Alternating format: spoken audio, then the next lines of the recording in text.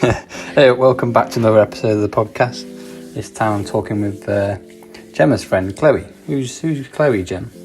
Chloe, I met her at our previous job. Yeah. We worked together for about 2.5 years. Yeah, and you're good friends, aren't you, still? Yeah, so she's really fun, really chatty, so Yeah, it'll be a good one. Yeah, we talked about loads of stuff, didn't we? And Gemma's involved in some of the conversation as well. But yeah, we talked about, you did a little bit here and there, didn't you? Talked about having animals, growing up, family, friendship. She worked in Primark for a bit. Family, parents being divorced, things like that. Doncaster, driving. Yeah, all sorts of stuff basically. Thanks for listening. We'll get going. If you're ready, let's go.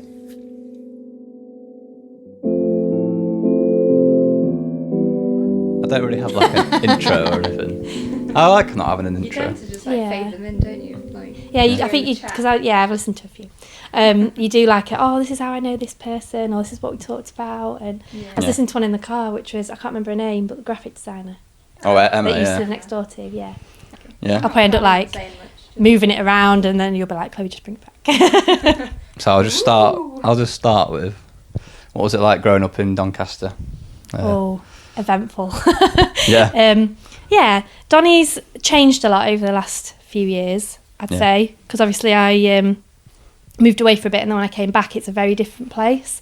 Growing up, I got up to a lot of stuff that my mum and dad didn't know about when I was a kid, like teenager. In that we'd, like most kids probably do, you go in, like, you'll sit on a field and stuff and like just hang out. The lads all play football and that. The girls all have a natter. And when I think back to that now, I'm like, it was so not boring, but you kind of go, what were you doing? Like what are we doing sat on a field here, like with our little meal deals, just with sweets and stuff, just chilling. But actually, they were some of the best times. It was so fun, just like carefree and stuff. But how old were you when you started doing that then, do you think? Probably about 14, 15. Yeah. We made like a nice little friendship group, and it was a bit of a mixture of like boys and girls. And we always used to hang out at school and stuff, so it was really nice just to chill. But I'd say to my mum, like, I'm just going to Lauren's round the corner, and then I'd be like 3 miles away on a random field. Just getting out and doing stuff. Yeah. That's interesting, isn't it? I suppose it's like, it's different then, wasn't it? Because like, especially, I think, like, I mean, you're a little bit older than us, aren't you? But like, basically... We'll not highlight that, thank you. Not much. Gemma's here as well. I'll put that on the intro. Yeah. I suppose it's like the last of the kind of era where everyone was sort of going out all the time. Like, you spent time outside, didn't you, with your mates? Yeah. I don't know if kids do that these days. Like, I don't go to those same fields, really.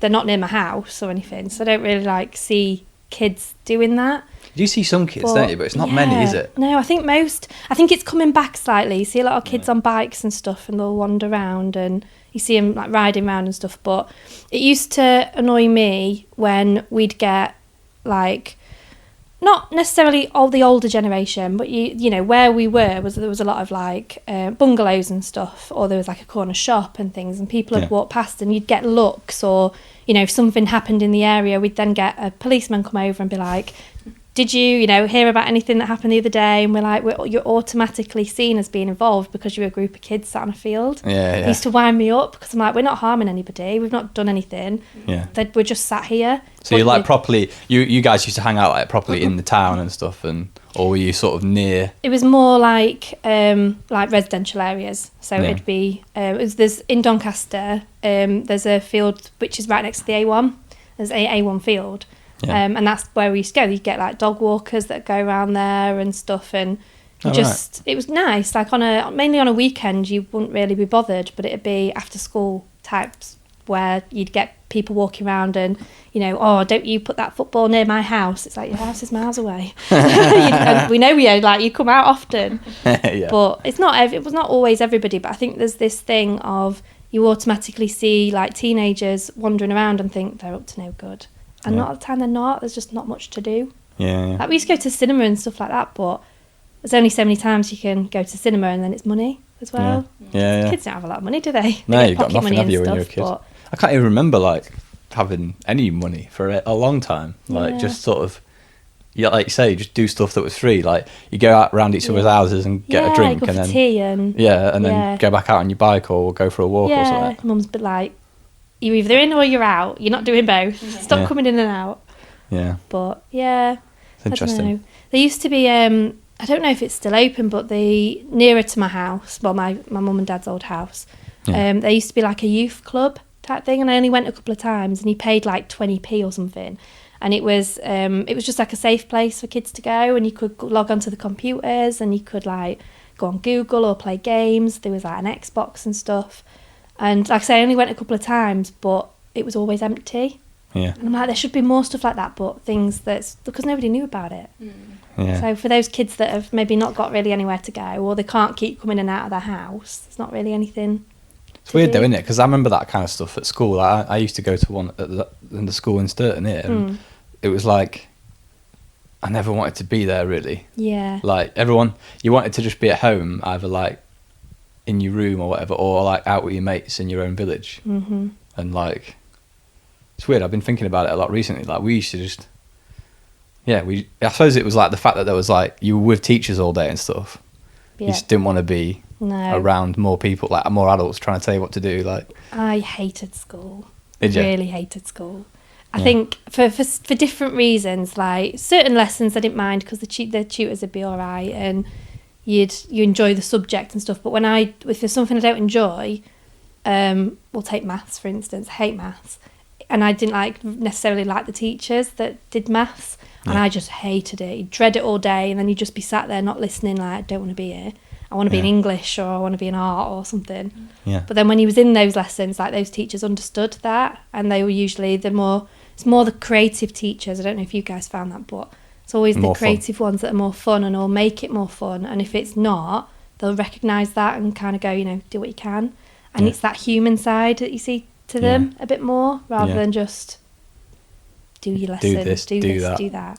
Yeah. Sit and be quiet and whatever. Doesn't work for a lot of kids, does it? I don't think. No, it don't. Yeah. So what subjects did you like? Did you have any like favourite teachers and favourite subjects?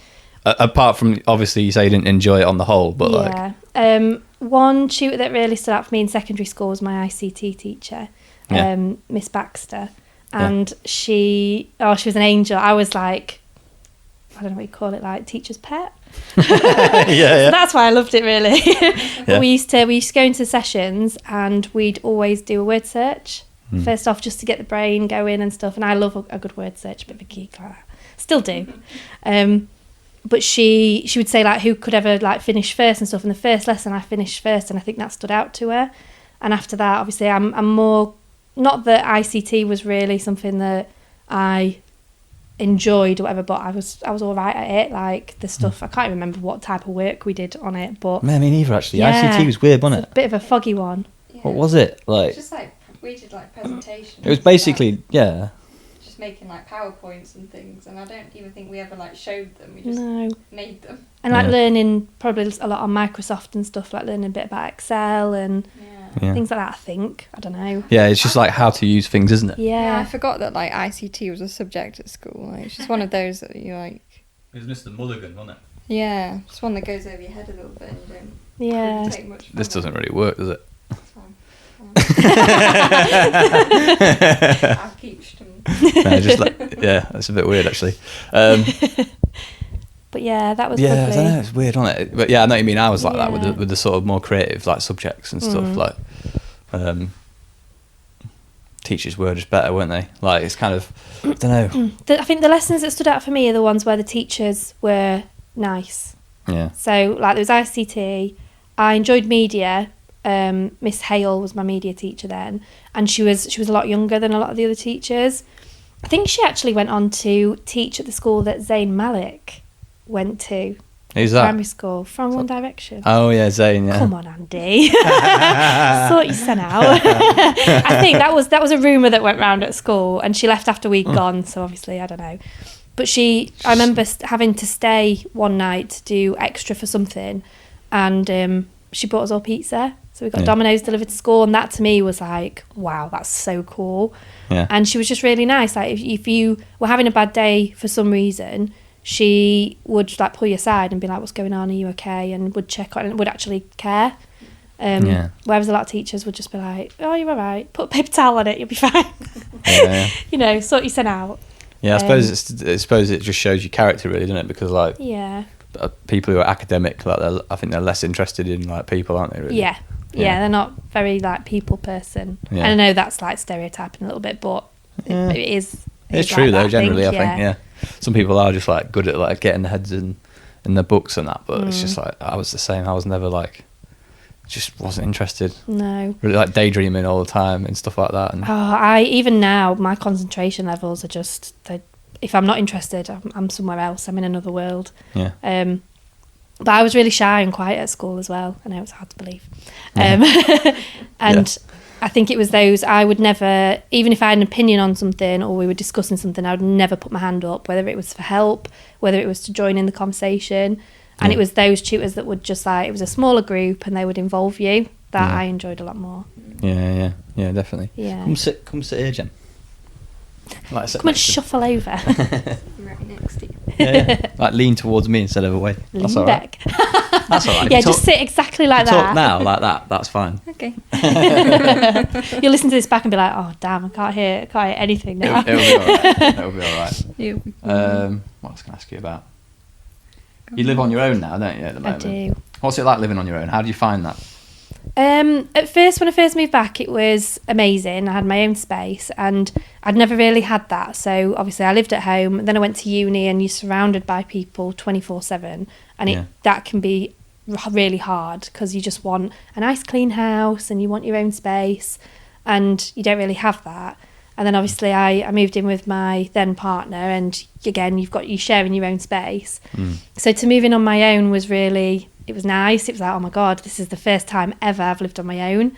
Yeah. And it was like, it was overwhelming a little bit at first, like, where do I put things? I've got no one to ask. So I was ringing my mum a lot to be like, where do I put my mugs in my kitchen? And like little stupid things like that, like above the kettle. Okay, that's obvious, but... Yeah. But I got more used to it. But now I've been in almost 2 years, it can get lonely sometimes. It is a little bit like when your friends are all busy and family are busy, or you don't really want to go see family, you just want to see your friends, or you just want to go and do something like just hang in the garden with somebody and have a chat. It can be a bit like you just sat on your phone going, who's free, who's available? So I try and like, when there's days like that, I try and do stuff. So I'll message people a lot. Like Gemma will probably find that. I just start sending TikToks. I don't mind. I love them. But yeah, it can be hard sometimes. Yeah. And then other times I really do appreciate it where I'm like, I can't imagine somebody else being in my space right now. But going back to that again. Yeah, and kind of going, oh, actually, I don't want somebody telling me where I can put my mugs. I want to put my mugs where I want. Yeah. But yeah, it's my little safe haven at the minute. And obviously I've got my Millie, which is my little cat. So she makes things 10 times easier. It just the way she is, she's so chill that like sometimes she'll come for a cuddle and I'm like, oh, it's just what I needed. And other times she'll leave me alone and usually we get it right. Sometimes we don't. She'll want a cuddle and I'm like, leave me alone, mate. Please leave me alone. Personal space. Mugs out. Go and lay upstairs for a bit. This is my personal bubble. You shouldn't be in it right now. But yeah, it really helps having a pet. Yeah, definitely. I've never lived on my own. I can't imagine really doing it. Can you? No, I don't. I like my own space, but I think I would get quite. I think the novelty would kind of wear off a eventually. little bit. But it's such a massive achievement to be able to. I'd get scared. On your own. Yeah, you're not good at... I don't like being on my own to go to sleep. No, do you not? No. Oh, I love the bed to myself now. Yeah. So I've got king-size bed. I'm just like, oh, all this space. And like, if I have friends over to stay over, like Lauren, one of my friends, oh my God, and she knows this as well, she's a duvet hogger. So in the summer, I'm like, you can have it. You can have the duvet. I'll just have a blanket. But in the winter, I'm like, oh, give me it back. You are like that. Am I? Yeah, and you get your whole weight on it. So it's just impossible to yank it off you. So I have to wake you up and be like, Andy, give me the duvet. Yeah, I know. Snoring is something I can't deal with. No. Cannot deal with people that snore. No. No, it pisses me off. It just winds me up. And you're just always waiting for the next one, aren't you? Like when they go quiet and then you're waiting for the... Yeah. Man. My How dad's does my a mum proper. fucking do that? Yeah. Your Yeah. dad the same. Yeah. Oh, honestly, it's ridiculous. The noise level he can get to. It's Yeah. just mad. Absolutely crazy. It is mad, isn't it? Yeah. My mum's husband does that, I think, and Oh. he's like, he's fucking loud. Bob's well loud. Hear isn't it from like 3 rooms away. he? Yeah, that must be brutal for her. Are we allowed to swear on the podcast? Yeah, you can say Okay. fucking shit and all that. So it's such bollocks. Yeah, you can say what you want. It's fucking YouTube, innit? It's internet. One thing I will say about like living on your own, one of the things I find hard is like there's nobody to share responsibility with. Yeah. So Yeah. little things like the cleaning and stuff. When I first moved in, I was on it. The house was clean and stuff. But then I tend to find where I'm like busy at work or I'm more stressed, that is my like low priority on my list of things. Really? So then I'll come into the house and I'm like, oh, like the pots are piling up and it just needs a hoover, but I just can't be bothered. Like I'm so tired and there's no one to share that. Yeah. That's true, yeah. Yeah, and like bills and stuff, obviously cost of living, that Yeah. can be hard where I'm like, if I actually shared with somebody, I'd be so much better off wage-wise and stuff that it's like, oh, kind of wish I could share this burden a little bit with somebody. Yeah. But yeah, it's not enough to move somebody else And you've in. got to do like everything yourself, like Yeah. clean the bathroom, clean Oh, everything. the bathroom's hoover. the worst. That's the worst job, isn't it? Literally the That is your worst. job. Yeah. That is my job. Yeah. Yeah. Yeah, especially with having a cat as well. Like you guys will probably find this, there's just fur everywhere. Yeah. Especially this time of year where they're shedding their winter fur or the winter coat and the summer coats coming in. It's just clumps of fur everywhere. I'm like, I've just hoovered. There's like little ginger like bits of fur everywhere. I'm like, Millie. Yeah, you saw But- that. Bella was doing that, wasn't she? Yeah, she was shedding. Is that what you think it is then? Yeah, they're shedding their winter coat. Ah. Yeah. Oh, right, okay. So at the same time, we'd put her flea and worm treatment on her like Oh, it's 2 not days that, don't before, and I worry. thought it was kind of like burning her fur off. 'Cause all of a sudden there was clumps around the house. Was it one of those pellet ones you put on the back of the neck? Yeah. Yeah, no, Oh, It's that fine. makes sense. And it's fine. Oh, it's great having a cat though, isn't it? Oh, that's great. I How love cool her. is having a I cat? love her. She's so she's changed so much from when I first got her. Because obviously she was like a rescue and stuff. She's really nervy at first. And you guys will probably find this that they settle in quick, but they change quite often. So there might be a noise that she doesn't necessarily like the hoover. One day she'll be absolutely fine with it, and the next she's running from one room to the other like a nutter. Yeah. And it's she's unpredictable, but I kind of like it. Yeah. Because I'm an animal person anyway. I love all animals, Yeah. apart from spiders. I'm not a fan. You grow up with animals then? Oh, yeah. We Yeah. had pretty much a zoo growing up. Really? Yeah. Oh, God, we've had all sorts. We've had, always cats. That's why I Yeah. love cats and know so much about them. We had rabbits. We had a tortoise, a bird, Yeah. hamsters, fish. wow. Like Do you have a everything. snake? No. No? My sister had a Someone bearded else. dragon at one point, but she didn't have it at our house. No. Bry's got a But that was snake. cool. Yeah, maybe I'm thinking Yeah. of someone else. Yeah. What's your favourite? I guess your favourite animals are cats then. My favourite animals are actually lions. Yeah. If Yeah. we're talking all animals, pets, then cats, yeah. Yeah. But I love dogs and stuff as well. Yeah. And I find this interesting. I read something that said if you're what was it? If you're a cat person, you love all animals. If you're a dog person, you're a dog person. Like Yeah. that's your animal. You mainly like dogs. You might like other animals. You probably don't like cats that much, but dogs are your main focus. Yeah, my dad's like that. He Yeah. basically just likes dogs. Yeah. Yeah. And cows. He likes And cows. cows. he like seems to really That's like very cows. specific. Yeah, well, it's because he grew up on a farm, I guess. But Oh, he loved yeah. anytime he sees cows, he's just like, yeah, let's go and try and see it. Go and see what they're doing. We in one of my old jobs, we had somebody bring in was that a bearded dragon or some sort of lizard, and we were there like stroking it, and he was like taking it round, and I was in my element. I was Yeah. loving life. Like, oh my god, that was a BG. Oh, Yeah. yeah. Yeah. I'm sure it was a bearded dragon, but it was only a little one. But it was cool. What's your favourite place you've worked then? Like, where do you think? You don't have to mention like the name of it if you actual don't want, place. but you can say like what type of thing it was, or whatever you feel comfortable with. I don't mind. In regards to like the actual work, Well, yeah, I probably- suppose, yeah. probably Primark, so Really? retail, which is interesting actually because I would never work in retail again, I don't think, unless it was more I was in a position where I was like, just want a job for like a couple of days or something, mainly because it's just it was around clothes and stuff like that. It was one of the, so I went to work there when I was at uni. Yeah. I think I just finished, I was just going into my second year maybe, and I was only there for, I think it was a Christmas temp or something, and then they kept me on. And it was just, I picked it up so quickly, and obviously being surrounded by clothes and stuff and lots of different people. I'd not worked somewhere like that before. Yeah. And it was really nice. And obviously I was, during uni, it was my time where I gained a lot more confidence in like talking to people and becoming the chatty little thing I am today. Yeah. So I loved that. I loved being able to do a job that I knew how to do, Yeah. and picked it up so quickly and was good at. But I really enjoyed that, and it was nice being able to see the clothes coming in and stuff. Yeah. Because I eventually started working on the women's department. Yeah. So you'd unbox things and see it come in, and it was really fun. Some days were really hard, as you can imagine. Moving Christmas a lot of stuff, time, yeah. and when you've got things that you've got an hour to do this change around and stuff, it can be tricky. Yeah. When you're also trying to pick tons of clothes off the floor and the tills are going and everything. So you miss it a little bit then? A little bit, Yeah. a little bit. Just like the people I worked with as well were really fun. And that's where I met some of my friends who I'm still good friends with now. Really? Yeah. So a lot of people I don't talk to all that regularly, but I know if I go in and there's people there, they'll all say hi, and it's nice. Yeah. It's really nice. But it's probably not, it might be different now. I know a lot of people have, because that was the Lincoln one that I used to work at. Yeah.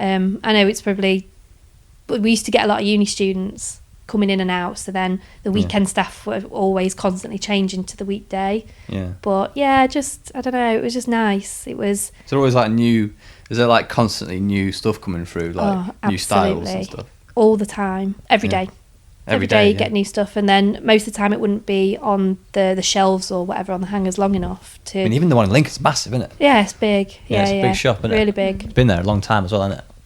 Yeah, it used to be in the waterside. Oh, did it? Yeah, Yeah. like downstairs. Yeah, and then in they the moved it. waterside. Oh, I can't remember that. And it moved. I don't know how long it's been on the high street. I think they were just doing work to the. I mean, I don't know when Primark moved over, but I know they were doing work to the waterside when I moved to Lincoln, because there's Yeah. loads of like scaffolding and stuff up. But it was probably way before then. Yeah. Yeah. Mm. Yeah, I'd like to. I feel like something. I suppose it's like a bit of like a chaotic kind of job, isn't it? In a way. Yeah, it keeps Like, you on your toes. Yeah. Yeah, you've got to be good with change and things like that, I think, because I know the processes are always changing and stuff. But yeah, that's why when people say like, oh, I wish Primark did online, because the stuff comes in so quickly and goes out so quickly, the shops wouldn't exist. Yeah. So Yeah. you're never going to make everybody happy, because there's people, like, I prefer going into a shop, Yeah. especially Primark, just to have a look at the stuff and Yeah. get a feel for the material and things like that. I hate ordering stuff online and then having to send it back. That's interesting, isn't it? Because you're the exact opposite of that, aren't you? Yeah. Why is that? Why do you think that is then? Um. Just the effort of going, like. Yeah, I think. See, I tend to order like a few different sizes of things. Like Yeah. upstairs at the minute, I've got like 5 clothes parcels. They've been sat there for ages, and I That's do what I need to send hate. them back. Yeah, it's the admin side of it, of having to go and take it You back. have to take it to the post office. Yeah. But yeah, I just like being able to try it on like Mm. in my own Your own Yeah. space. space, my own time. Don't feel rushed. Yeah, which I guess you can do that at a shop. You can just Yeah. take it home. Feel a bit return it, uncomfortable but- getting changed and stuff in a shop. Oh yeah, I never use changing rooms. Do you not? No, not hardly ever. No. I just can't bothered when I'm out shopping. Can't Yeah. bother to undress and put your Get shoes redressed. back on. And I always try and wear like easy stuff, like leggings or something, when I'm going, if I'm going shopping and I know I'm probably going to try stuff on. Yeah. But Primark's probably the only place I really do that. I Mm. don't really shop anywhere else much It's one of now. the only last ones that's like so big still, isn't it? Like, Yeah, and cheap. Yeah. Like, I look online at stuff, I'm like, oh, don't like any of this stuff, but I know we go to Primark, there'll be at least one thing that I like that I'll be able to buy, and I know they don't last as long most of the time, but I suppose because it's so simple, because all they do, like you say, it's only a shop, innit? So like all they do is put stuff in a shop. yeah. They don't have to pay all the people to like add it to a website and like Yeah, all that and sort do of all stuff. that. I know they trialled something with ASOS a couple of years ago where they did all their basics like lines. So that'd be like strappy tops, leggings, probably some socks and stuff. Yeah. And I think they'd said they might make it more permanent if it continued, but I don't think it did. I don't think they do it anymore. No. I'm pretty sure. No. No.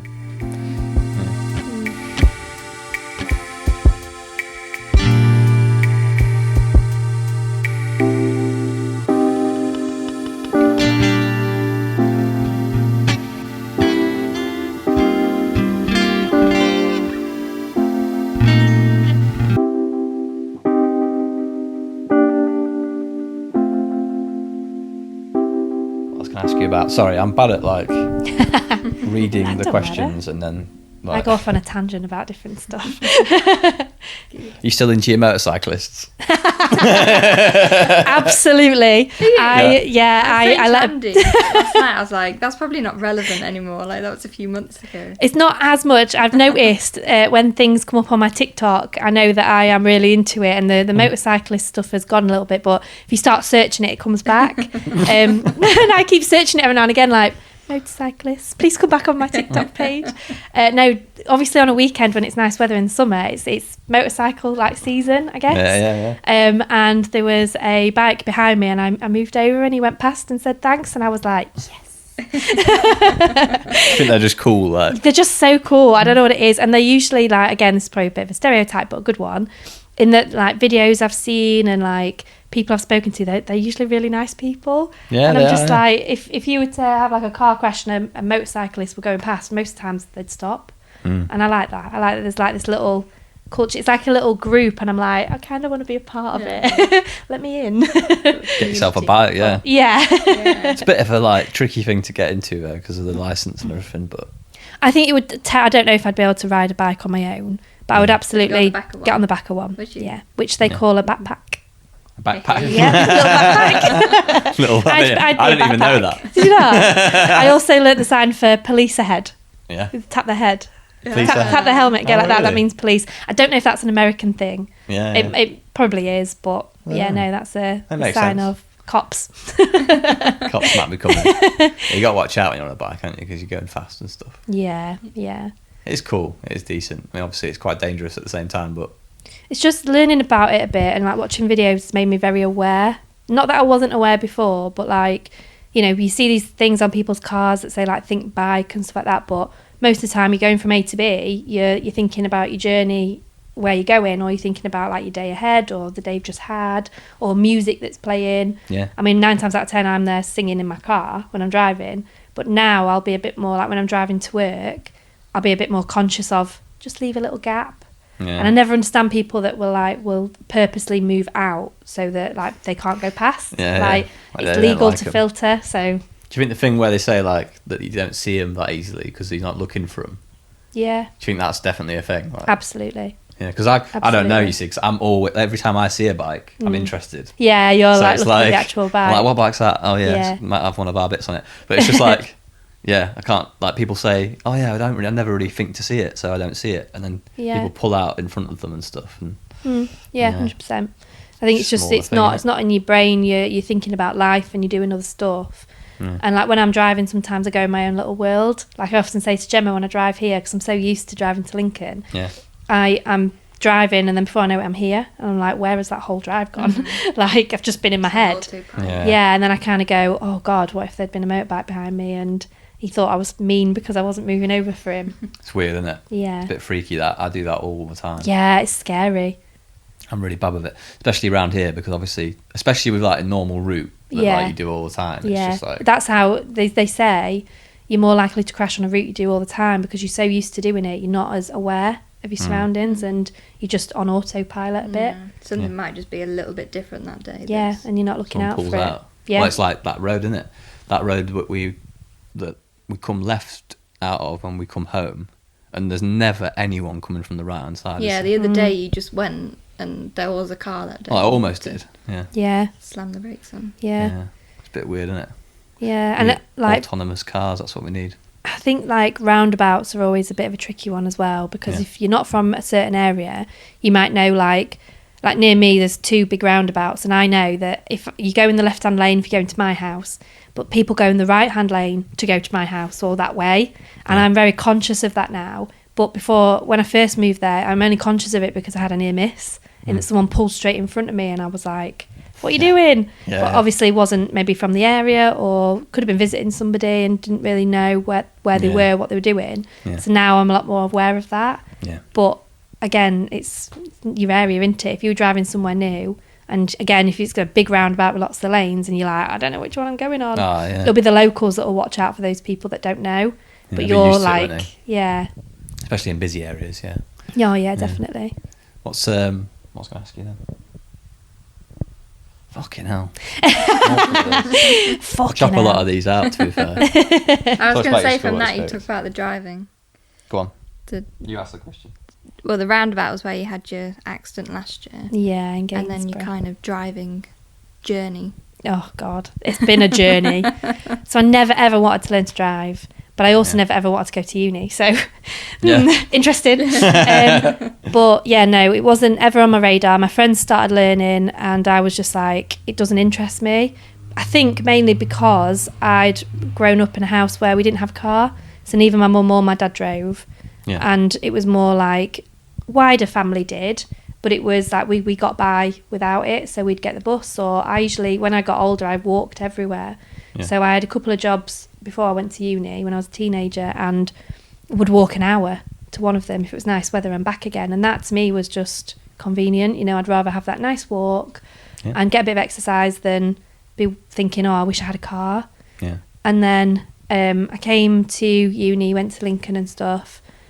And I don't really know. It was just more, okay, well, I'm going to stay in Lincoln. It'd be easier to have a car and learn to drive. Yeah. So then I kind of started it and I hated it. I had a couple of different instructors. It wasn't something I picked up naturally, really. I don't know why. I don't know if it was just I think sometimes it's confidence, like it's having the confidence in yourself to go, you're in charge of this vehicle, like you know what you're doing, just How old trust were you yourself. when you started then? Like 21 Oh or something? God, no, I would have been older than that. I'd have been about 23, maybe, Really, yeah. 23, 24. And up until that point, you weren't even thinking about it. Well, wouldn't even consider it. And family had offered to, like my mum had said, you know, I'm happy to pay for some driving lessons for you and stuff. And I'd always been like, no, I don't want to. Yeah, Like, I'd rather spend my money on other stuff. Yeah. Or for her to keep her money. Yeah. And then, yeah, I kind of just, I couldn't tell you when it kind of clicked and when I was like, you know, okay, I enjoy this now. But it did take me a while to pass my tests, and I can't even remember. I don't know if I want to admit this. Maybe don't include this bit, but I'm sure I did like 5 tests or something. And my very final one, it was funny because the instructor, or whatever you call him, the guy that passed me was the very first one I'd had, who had obviously failed me. Yeah. And it was quite ironic that actually, as soon as I saw him, I thought, oh my God, he's going to remember me. But they see hundreds of people, so obviously he didn't. Yeah. And I messed up. I know I messed up a couple of times, but he... Yeah, me too. Yeah, On the one I like... passed on, yeah. So when I was leaving the centre, it was obviously the Lincoln one, I hadn't put my seatbelt back on because obviously they make you get out of the car and you do some chats and whatever and you get back in. I don't know why I didn't put my seatbelt on. I was just so nervous, I think, that I just wasn't thinking. Yeah. And then we pulled out and stuff, and a lot of people fail at the Lincoln Centre, or so I was told, because they pull straight out and you've got to stop, it's give way. And most people won't even get out of the centre before they've failed the test. I remember him talking about that, Yeah, so I was like, right, pause, did everything, got round the corner and the car starts beeping. And I'm thinking, oh my God, what have I done? Handbrake's down, blah, blah. And then I suddenly thought, I feel funny, my seatbelt's not on. Yeah. So then I indicated left, pulled over, and I said, I'm really, really sorry. I haven't put my seatbelt on. And he said, right, that's fine, put it on. We did well, to be fair. He said, I knew what you'd done as soon as you set off, that you hadn't put it on. He said, and you handled it really well. So I put my seatbelt on, came back out, did all my checks, did everything I needed to do and passed it. And I thought, how the hell have I just... Because the whole drive I was thinking, I failed. I've absolutely failed I that. thought that, yeah. Yeah, I was like, I've not had my seatbelt on, he's going to fail me. So I just did the drive. I thought, you know what, I've paid for the test and stuff, just drive. And I think it was because I wasn't as nervous then, because I thought I'd failed. You already thought you I already failed, thought I'd yeah. failed. Yeah. And at that point, I had said, this is my last test, I'm not doing any more. I'd spent hundreds, probably even thousands on, you know, lessons and tests Everything, and yeah. God knows what.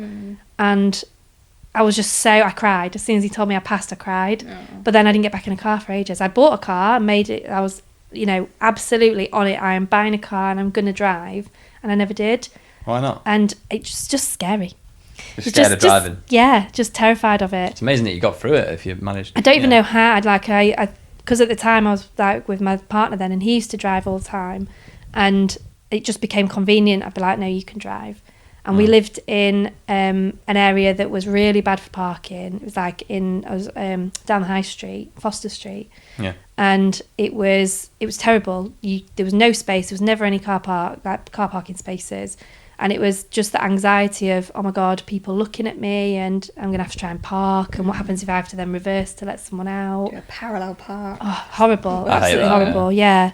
But then we moved, and the parking was a lot easier, and I just gradually started picking it up. Yeah. And then obviously we split, and obviously then I was, right, I need to get comfortable with driving, and just got on with it. There was, at that point, there was bigger things going on that I was like, I know how to drive. Yeah. Just do it. Like, get your big girl pants on and just drive. Yeah. And then obviously I was fine, and then I took a new job where I knew I'd have to drive quite often. And then I was 5 weeks into my new job, and somebody pulled out on me on a roundabout, and I smashed my car in. Yeah, And that took me right back to the beginning of that period. Really? Yeah. I was terrified to get back in the car, and I did it the next day. Yeah. So I got a courtesy car, and I was a mess. I was shaking when I went to collect it. Wow. I think I even pulled up round the corner because I was just like in tears, because I was like, oh my God, what if I can't drive like properly again? What if I'm too scared to do it? And I've now got a job that I have to drive for because it's in Gainsborough and I live in Doncaster. There's no easy solution for that. So I knew I had to just keep going, and it was actually really good. It was shit that somebody had, obviously I crashed and that my car had gone. I loved that car. Yeah. Vivian. No. Rest in peace, Viv. Poor Viv. And then I ended up with another Corsa that was bright orange that actually matched the branding of the company I was working for, which was really awkward. People had asked if I did it on purpose. I was like, absolutely not. I love this company, mate. Yeah. And it was a really posh car, and everyone was like, oh, it's so much nicer than yours. And I hated it. I hated that car. Yeah. It was just too fancy, I think, and it was just weird. It was weird driving something new. Yeah. And then I finally got the money and stuff for my car, bought another Corsa, which was very similar to my old one, Velma. Velma's still with me. She's alive and kicking. And not crashed her yet, thankfully. Do you like V? You like names starting with V? It's because it's Vauxhall. Oh, Vauxhall. Yeah, it's got a match, Andy. It's got a match. There's got to be method to the madness. Oh, so is that the same? It's got to be the same for any car you ever have. Yeah, originally I had Patricia the Punto. Patricia was a little tin can, bless her. She did all right, but then she was on her way out. Can you? I love having a shit box. Yeah. I like how mine is slowly becoming a shit box. Yeah, I just hate going in there now. Yeah, it's nice to drive though. Yeah. I was thinking last night, it's got this issue where it sometimes intermittently there's an engine management issue sometimes. Oh no. But I like it now. Yeah. So I know that's fine. I know how it works. I know all I have to do is unplug it. A few things and plug them back in and it works. So what's your car called? Volvo. I don't know. Another V. Not got a name? No. Oh, you don't love it that much then? No, I don't like naming. Don't like naming vehicles. I don't know. I'm sure we can think of a name. Girl or boy? What do you see it as? I think it's a bit of a feminine car, really. Feminine car. Yeah. I think it's aimed at women, that car. Veronica the Volvo. That's what I named the orange car, but with a K, Veronica. Felt like she needed a bit spicy. No, the name's Pika Tempai, isn't it? Oh, PK Tempai, yeah. yeah, that's the name. Tempai. Love it. What's yours called? I don't know. Do you know have a name for it? I'm sure you said she was gay for changing the name. Hang on a minute. No, I don't know if you said that. I'm sure we named your car at one point, but I can't remember what it was. I will have definitely kicked off at you for not naming your car. It definitely doesn't have a I feel very strongly about this. Cars deserve a name. They keep you safe every day. Did that car when you got hit then, did you hurt at all? Or? Oh yeah. Not massively. I was really lucky actually. Yeah. And I think for me it was it needed to happen because I needed a bit of a wake up call. I got a bit too comfortable with driving, I think is what I say. Yeah. And that I was like, I'm invincible and I wouldn't necessarily speed but would go over the speed, just a smidgen. Yeah. And then I'd be like, oh yeah, no, this is bringing me back down to earth a little bit. I remember once you told me that you did your makeup on the way to work. Driving. Yeah, probably. Probably not full face. I'm not talking like foundation and stuff, but I think I did do my mascara in the car at one point, and probably my lip balm or something, which I do still do, but you can do that one-handed. That's not fine. That's not too bad. Yeah, and you can kind of guess. You don't need a mirror for that, do you? Oh God, this makes me look good, doesn't it? Can I just say that the crash I had was not my fault? Well, I was going to say pulled out on me. Little one to the council in Gainsborough. That junction is mental. I complained. I did actually file a complaint. Yeah. Did you? Yeah, and they came back. They only came back recently. So the crash was October last year, and they only came back maybe 2 months ago and said they have no plans to change it or anything. Is it like a mini roundabout? Yeah. It's a mini roundabout. It's just a T-junction. Yeah, people just go straight over it. That's the problem. People don't stop for They don't stop at all, and that's what he'd done. I think they were fairly... Because it was him and his girlfriend. His girlfriend had been driving behind him, and you could tell he was in shock. And obviously I was in shock as well. But I got talking to them, and she said, obviously we're new to the area. We've moved from Lincoln and stuff, and they were really nice. We got talking, and no hard feelings. But yeah, he just said, he's like, I didn't even know that I had to stop. I didn't even think about it being a roundabout. Yeah. And I was coming into work early, so I was coming around the corner on the bend on the roundabout. Saw him pull out, but my brain just froze. I've had a few near misses before where I've kind of gone, brake and stuff, and it just felt like it went in slow motion, and my brain and my feet were just like, oh my God, you're gonna crash. There's nothing you can do. Nothing you can do. Yeah, there's nothing you can do. And to the point that the only way I can describe it, I don't know if you guys have ever been in car crashes Yeah, a before. little bit, yeah. Not really. Kind of. The shock of it felt somebody had poured cold water all over me. Yeah, And that as soon as I just went and gasped. But in my car, so it was just horrible. When I think back to it now, it was awful. So obviously I crashed, and then my airbag went off in my face, which then obviously pushes you back. So I hurt my nose. I thought I'd broke my nose. And actually the first thing I did was I pulled my visor down and had a look in the mirror thinking, that's broken my nose. It hadn't, but it was really sore. I'd bit my lip as well when that happened. And obviously it hurt my neck and my back. But because the airbag went with such force, it burst, and all I could see was smoke. So my instinct was, the car's on fire. So then my breathe, I was like in panic mode. Yeah. And think of like a typical girl of how they would freak out. That's exactly what I did. I was flapping, and when I look back, I'm like, God, I could have been a bit more chill. Yeah. There was a couple of guys this guy ran over to me. He was a workman or something. Had obviously seen what had happened, and he said, he was like, I can't believe you just jumped out of the car. He said, I was not expecting that. He said, I just jumped at him and was like, oh my God, and that's all I kept saying. Yeah. And he was just like, trying to calm me down, and everyone moved me away and stuff. And luckily there was people stood outside work having a fag, and there was this lady that was really lovely. She came up and gave me a jacket, because this was obviously winter. And they looked after, the team really looked after me. It was really nice. Our head of the department, because I was supposed to be I had a deadline that morning basically, which is why I'd come in early. Yeah. And the first thing I did was message them, and that's when I know I wasn't in the right frame of mind, because I was worried more about work than the fact that I'd just been in quite a big car crash. Yeah. And she was ringing around the whole team being like, can somebody get to Chloe, which I thought was lovely. Yeah. And then I had a couple of people come, and then I was obviously the talk of the office, and I was still a newbie at that point, so I was like, oh no, this is embarrassing. Yeah. But it was when they started moving the cars and I saw the state of my car that it really hit me, the extent of what could have happened. Yeah. I remember you sent me the photo, because obviously at that point we were both working in Gainsborough, and you sent the photo, and I was like, shit, like that the car looks like it was a wreck. It's absolutely a wreck. Yeah. The whole front bonnet bit had come off. You made me realise though, when it happened, how fast I go over that thing. Yeah. Without looking. Yeah. I would look, but like you say, people kind of just look, but they maintain their speed. Yeah. And I was aware that roundabout was scary anyway, because my office is on that corner. Yeah. And when I first started, you'd hear people beeping their horns all the time, and somebody had said to me, there's always crashes going on or near misses on that roundabout. People are stupid. So I knew that was a difficult roundabout, and to be careful.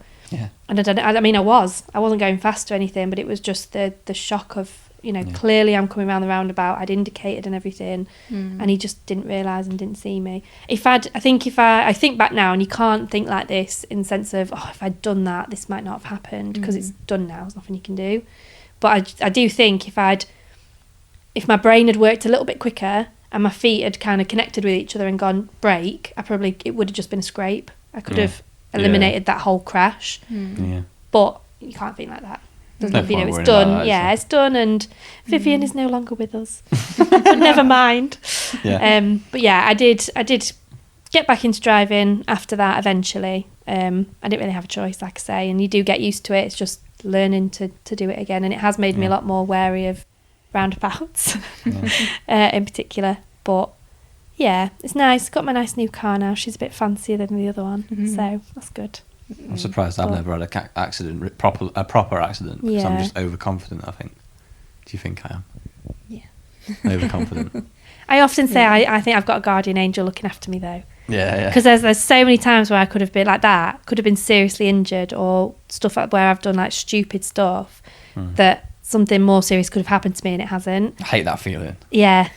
Do you know what I mean? Yeah. It's like when, like, if you're near something that like could hurt you, and then you don't, and then you don't, nothing happens, but then you realise, oh, if I just did that, that could have would rip my hand off. Or like, yeah. do you know what I mean? Yeah. It's like a morbid curiosity. You think about it, don't you, Gemma? Like, I was thinking about it the other day. Do you know? Funny story now, but do you know when I nearly set fire to the kitchen at work? Yeah. I thought, if I didn't react that quickly, that whole kitchen would have been up in flames. Yeah. At the time it was very scary, but you did think, I kept thinking in my head, like, oh my god, what could have happened? Yeah. If, You did think fast. You had a really good, because I don't think I'd have handled that as well as what you did, in that you and me, like, because a similar thing, well, not a similar thing, but remember when my hairdryer set on fire when I first moved to the house? Had this little travel hairdryer, and I never used to, because I had really long hair, I never used to blow dry it, and then I got it all cut off, and I thought, I'm going to be a proper girl now and start styling my hair properly. And I was using it, and I thought, oh, I can smell smoke. Yeah, the hairdryer was on fire, and my reaction was to throw it on the bed. That was great reaction. And then I suddenly thought, I'm in a brand new house and I've just thrown that on my bed, what have I done? So then unplugged it, ran downstairs, and it went out. But you reacted really quickly to that, in that you put it in sink, I think, didn't you? Yeah. And put water on it. It was my fault. And then you panicked. After. I burst into tears. Yeah, it was my fault. I put kitchen roll in an electric oven. But you don't like... Pretty stupid. Some stuff you just don't think, do you? You're just like, okay, this is a solution to this problem. You don't think, actually, you're not supposed to do that. I was like, what's wrong with this? And then it started sparking. I was like, there's something wrong with the oven. Really want this baked potato? Fuck it. Let's mix things up a bit. Transferring my jacket potato from the microwave just to want the my oven. food. And it put you off the food after, didn't it? You were like, I don't want it now. Yeah, I don't want this. Bloody hell, ruined your meal as jacket well. potato. Yeah.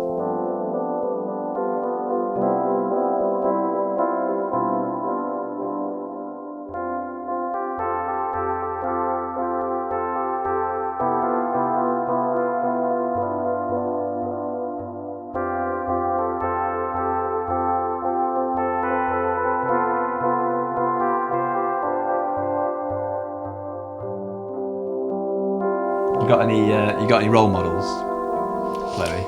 Yes, my auntie Lisa. Yeah. Absolutely. She's she's just an angel. She's there for everybody. She's just a good person. Like, I've never heard her really like say a bad word about anybody, and she just gets on with stuff. So she's, life has thrown, especially over the last couple of years, has thrown a lot at her, and she's just carried on every time. And does what she can, and she's just a good person. And that's kind of what I'd like to be. I'd like to be seen as I know that people see her, and that she'll be there for you, and if there's a problem, she'll fix it. And that's very much how I'd like to be. Mm. Like That's to think nice. that I'm like that. Yeah. She's a good person. I love her. I love all my family, but my Auntie Lisa is up there for me. Get on well with your family. Yeah, definitely. Probably You got divorced parents, haven't you? I have, yeah. So my mum and dad divorced started kind of that divorce procedure when I was about 20, 21. So I was fairly a bit older than what most usually are. Okay. Really? I thought you were younger than that. No. So they broke up, I think, just before the year before I started uni. And then obviously I decided to go to uni the year after, and I think I was must have been about 20 when I started, so maybe more like 18, 19. But it was around my early 20s or whatever. How did you feel about that, like, for yourself? It was weird. It was very weird, because the parents argue, and my parents had always had that thing where it was a bit fiery sometimes, in that they argued like everybody does, but you never really think like, they have arguments, they'll get over it. And then it just kind of, that one they didn't.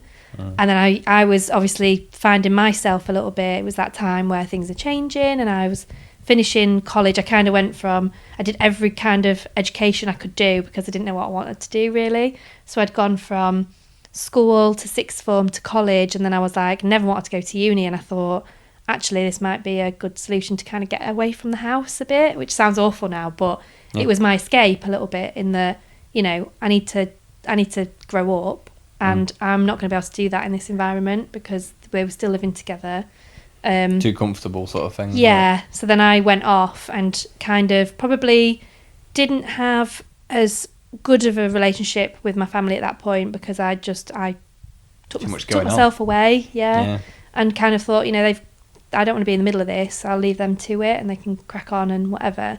And it's only probably more after I finished uni that I started to come back a little bit and came and visited them more. And now, obviously, I'm back. I moved back to Doncaster because I've missed everybody during COVID and stuff, and just decided I need to be back in Doncaster. Yeah. But I see my family quite regularly now, so that's good.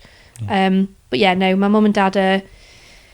Yeah, it's tricky because I think when the kids are younger, if they've got kids and they're married and stuff and they're divorced, they've got to keep that relationship, you know, whatever's happened, they've got to put it aside for the kids. Yeah. And because I'm older, it's more, they don't need to do that. So then they just haven't spoken, really. I think the only time they've seen each other was when I graduated.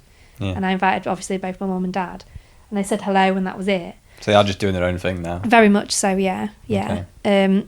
Which can be hard. I mean, they ask about each other and stuff sometimes, and it's, you know, like, oh yeah, they're doing okay. It's weird, that, isn't it? But yeah, it's not usually a long conversation or anything. Yeah. But it does very much feel like it's two separate worlds now, which feel a bit sad. Yeah. Like at Christmas and stuff, I'll go see them separately, and then you think more long term about, like, you know, if I ever was to get married, what would that be like? Yeah. Or, you know, if I was to have kids and want to go on family holidays, I'd have to do probably a couple. So, that makes it a bit tricky. Yeah. But, because your parents are not... Yeah, I mean, my parents were divorced when I was probably 4. Yeah. So it's like, it's kind of like I don't know any different. Yeah. But, like, I don't know, I can't really read too much into it. No. I mean, my brother's was 10 when it happened, so it was a much bigger thing for him, I think. Yeah. And I think it's probably affected him more than it has for me. But.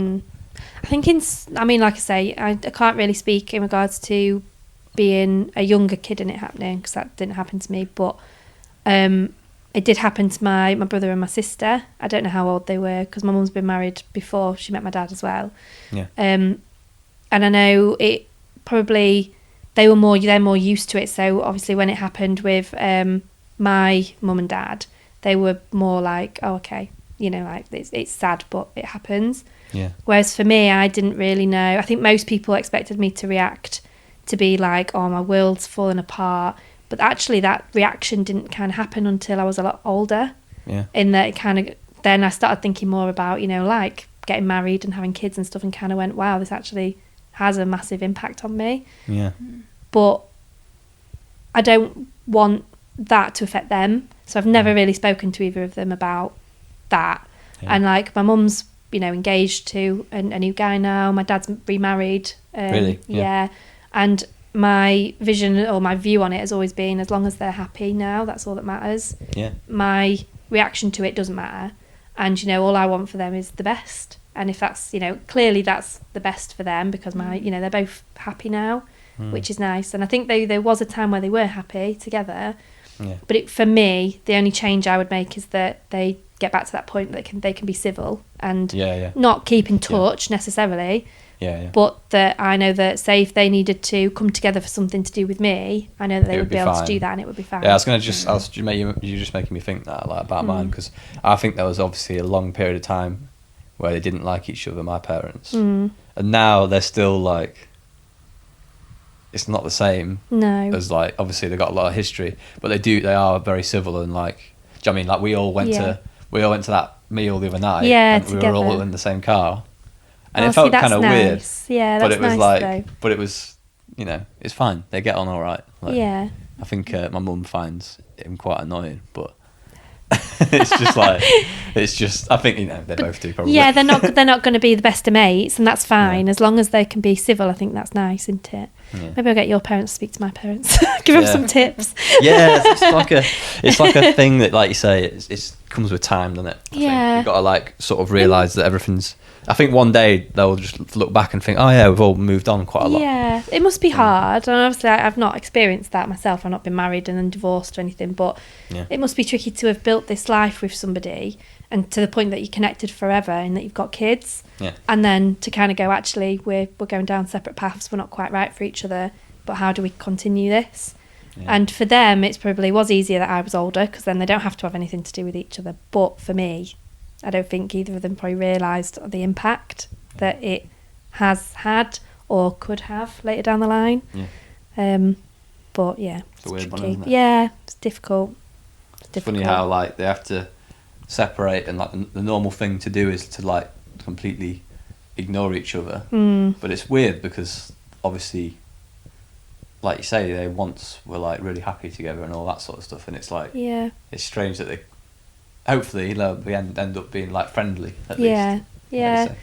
It's just, tricky. I think I can't really imagine because, again, like I say, I've not been married or anything, but like all my exes, I've stayed civil with, in that I know that a lot of them I still talk to, or that I know that if I bumped into them or did see them somewhere, I know I could just say hello and it wouldn't be awkward or anything. Yeah. So I can't imagine having that like argument or being that way with somebody that I've once been really close to and stuff. But I can see also how it happens really easy, because that whole divorce procedure is difficult in itself, in that you've got to like separate everything, you've got to talk about your finances and things, and that's hard, really hard.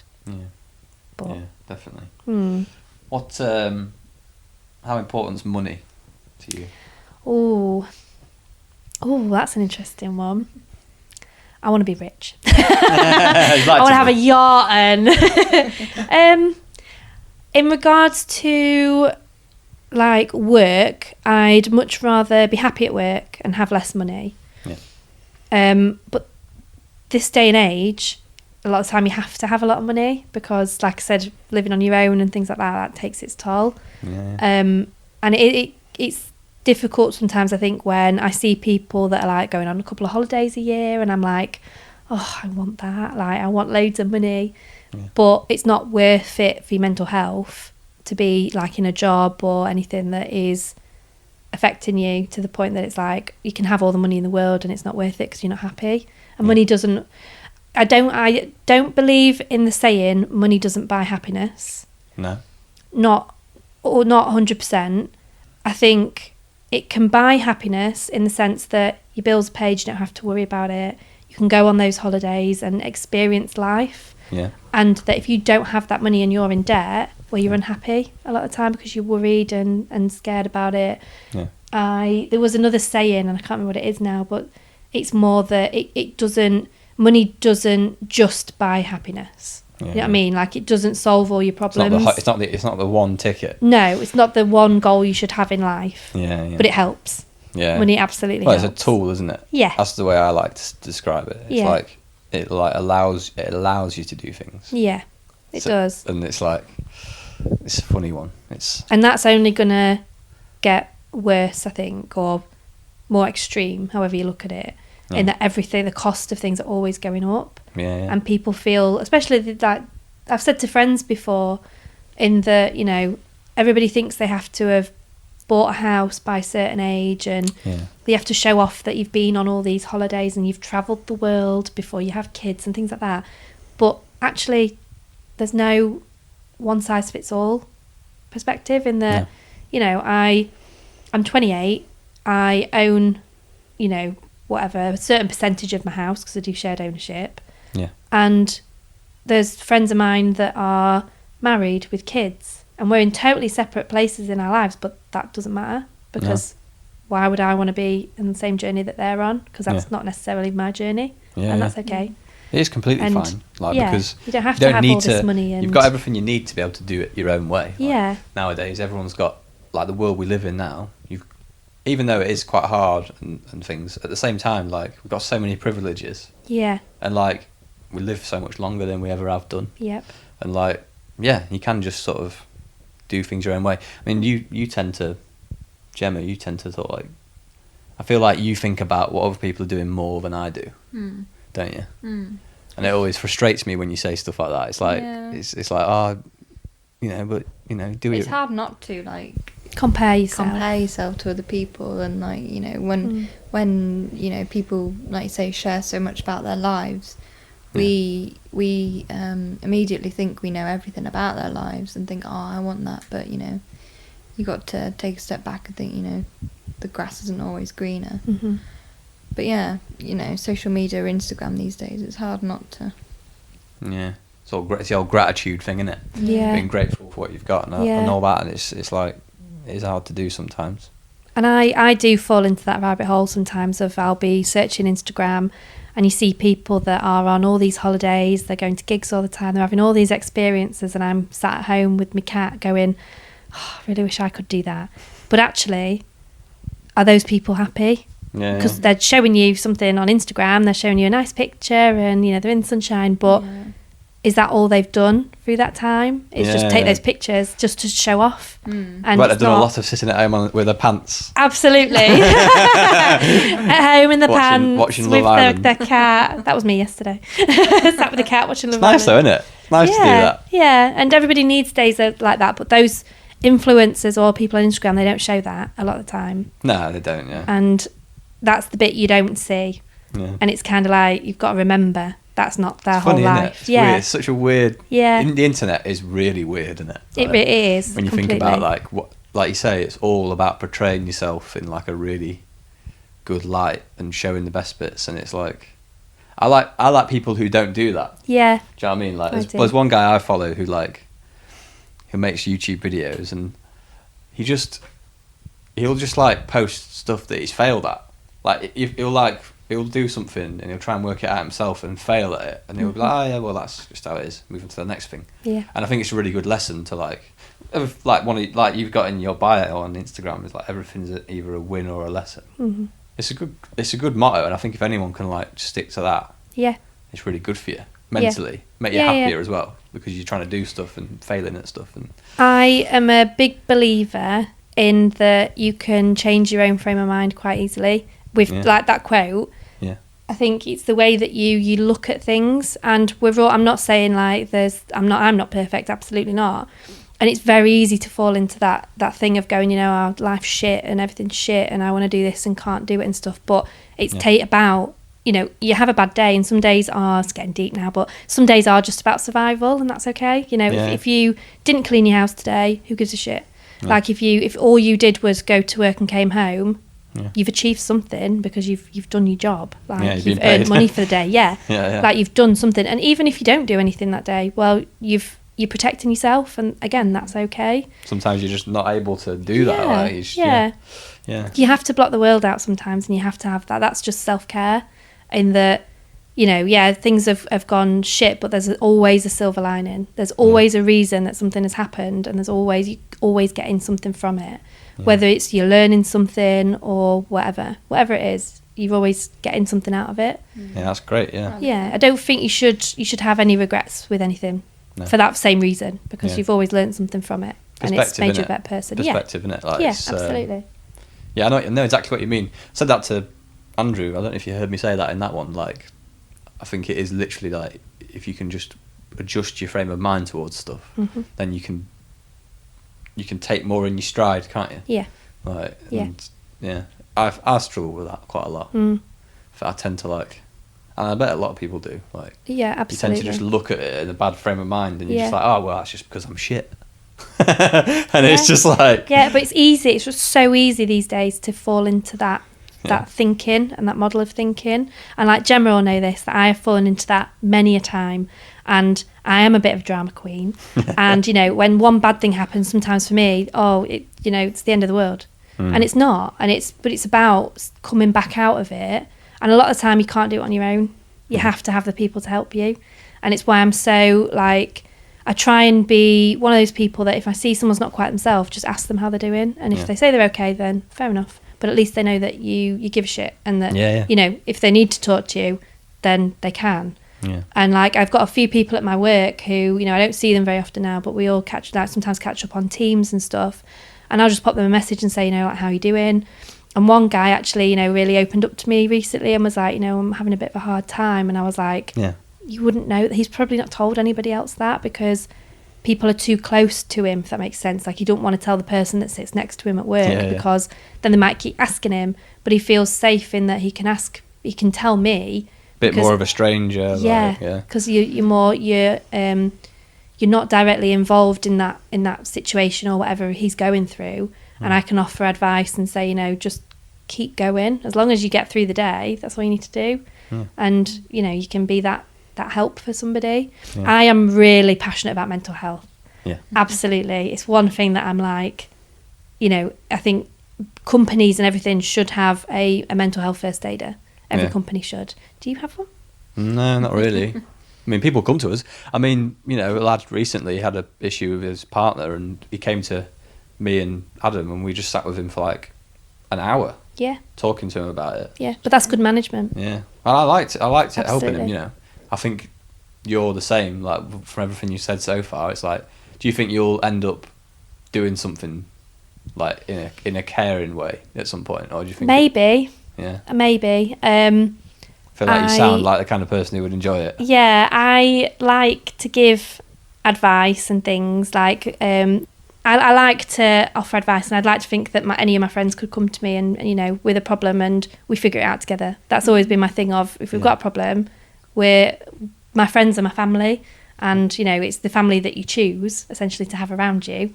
If you've got a problem, please do not suffer in silence. Come to me and I will sit there with you and help you with whatever problem it is, and we'll figure out a solution. You're lucky to meet her, weren't you? Yeah. Oh. I can vouch for that. Like, our like group chat is like often just like, I need help with this, or I'm having a bad day, or I love that because everybody needs that. Everyone needs it. And I, a couple of months ago, made a Teams chat at my work now, and it was I called it positive vibes or something. I was like, we're all feeling a little bit down in the glumps, a little bit like something's not quite right with a lot of the girls that I added into that group. And I was like, right, every day let's add something that's good that's happened to us, or something we're thankful for, or just something positive.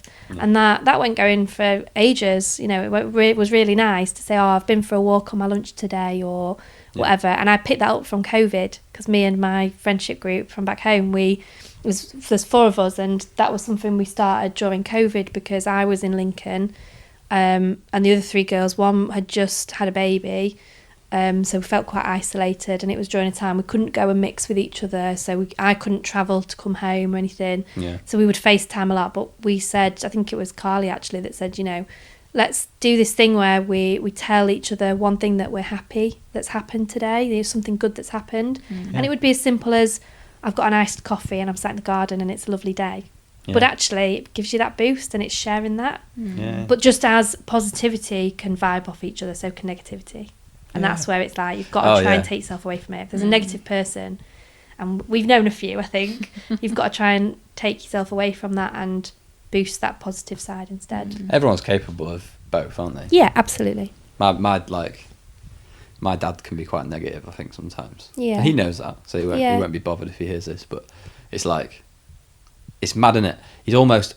He's either extremely positive or extremely negative, I find. And I find that quite like, we can both what's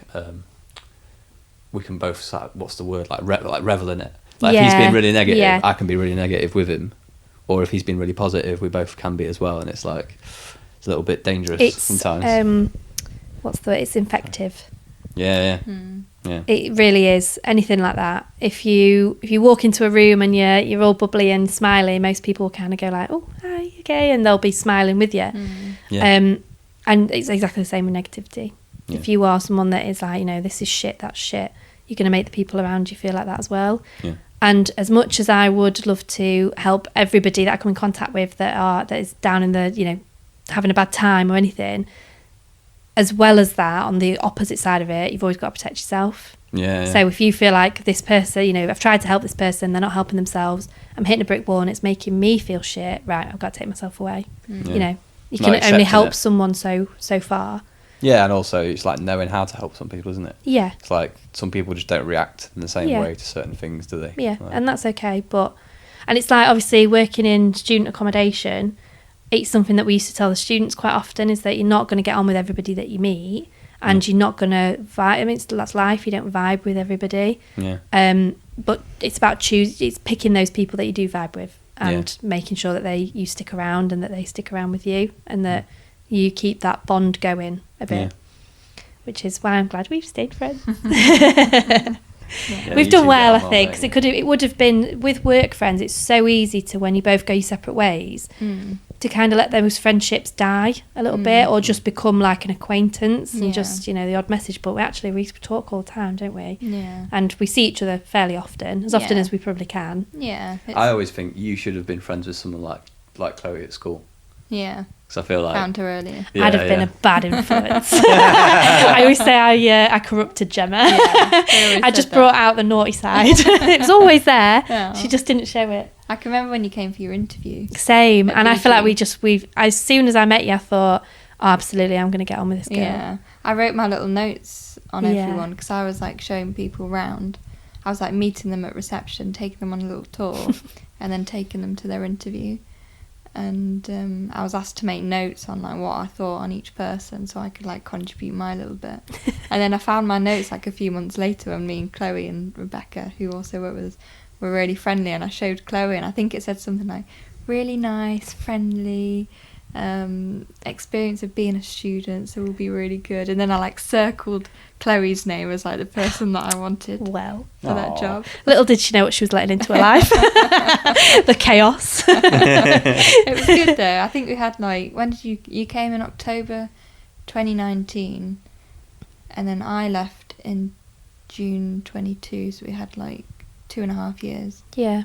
all working together. Yeah. And then obviously a few months of that COVID. God, Where we we went see through each some other. stuff in that time. It felt longer, didn't it, I Yeah. think? Yeah, that was a shit time. Yeah. But why like, why was it so shit? Like, just COVID, wasn't it? Like, we was all I going know, through. I know, but I'm just. Yeah, I know, but tell me specific. You know yourself. Tell the listeners. I think it's just the kind of job we were in, and it's just, yeah, it was hard. It was hard, I think, dealing with the fact that it was new to us, and like COVID was very much like, shit, what do we do? You know, there's this. Anyone knew what they're doing. Yeah, and it's like, oh my God, can I even hug people anymore?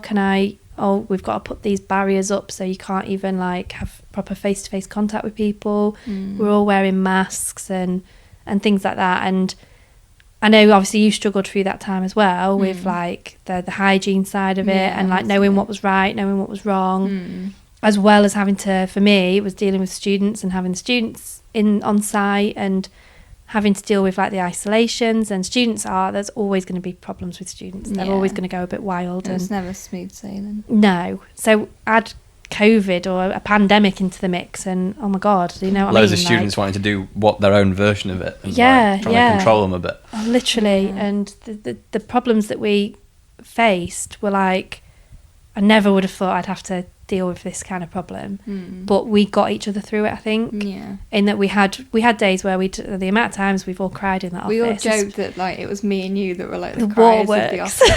I think we had like points going. It was like, oh, Chloe's Yeah. overtaken Gemma Yeah. on the like crying. Literally. She's peeling in the corner. But we had so many fun times as well, didn't we? Oh, And that, that's great. like, I mean, I was looking on Snapchat the other day at little videos of us where we just acting stupid. And there was that time I got under my desk and just laid down. Because I don't think I was feeling very well, was You had I? a nap under the And I was like, I'm just going to lay down under the desk. And then I think our manager walked in or something, and I was like, well, I can't get up now. Just appeared from nowhere from under the desk. Help me. We used to do some really good pranks. Like, I've still got the video on my phone. One time Chloe was in a meeting and we had loads of these free chocolate bars that were out of date, so we were just like going mad trying to get rid of them. Yeah. And me and Rebecca, when Chloe was in this meeting, completely covered her desk in these chocolate bars. And she had like a spare pair of shoes under her desk, and we like put them in her shoes, put them in a drawer, They were put them in everywhere. like really silly places that she'd find like weeks later. Yeah, I was saying there was some I didn't find for ages. I was like, did I get them all? You're like, I don't know. There's that Can't many, we remember. can't remember. Yeah, and then there's another one where me and Rebecca, I know it was just before COVID happened, when Miss John. Oh, John. Our health and safety officer was in a meeting as well. We had this label maker and we labelled up everything in his office. So, like, his phone, we'd make a label that said phone, put it on his phone, computer, did, like, Apple. everything, like, There's door. something on the We Apple, put, wasn't there? Being a dickhead. we put an Apple label Yeah. on his Apple. And then I think he had, like, hand sanitizer. We put coronavirus protector on that. And just completely covered his office in, like, labels. Yeah, all right, mate. Not your Remember when we podcast. changed his sign as well? It was around Christmas time, and we changed it to it was Elf and Safety instead of Health. Oh, it was so funny. And we used to do jigsaws. Oh yeah, Probably we used to have the shouldn't office admit that, jigsaw. We used to sit in the kitchen or whatever, and Hell, then mate. we'd I'll go take do a my bit work of way too jigsaw. seriously. I definitely do. Yeah, yeah. Jesus Christ. That was only done during lunch breaks, I'll be glad. Yeah. But yeah. yeah, it was. We had the ups and we had the downs, Yeah. but it was nice. Yeah, it was It good. was, it was good fun.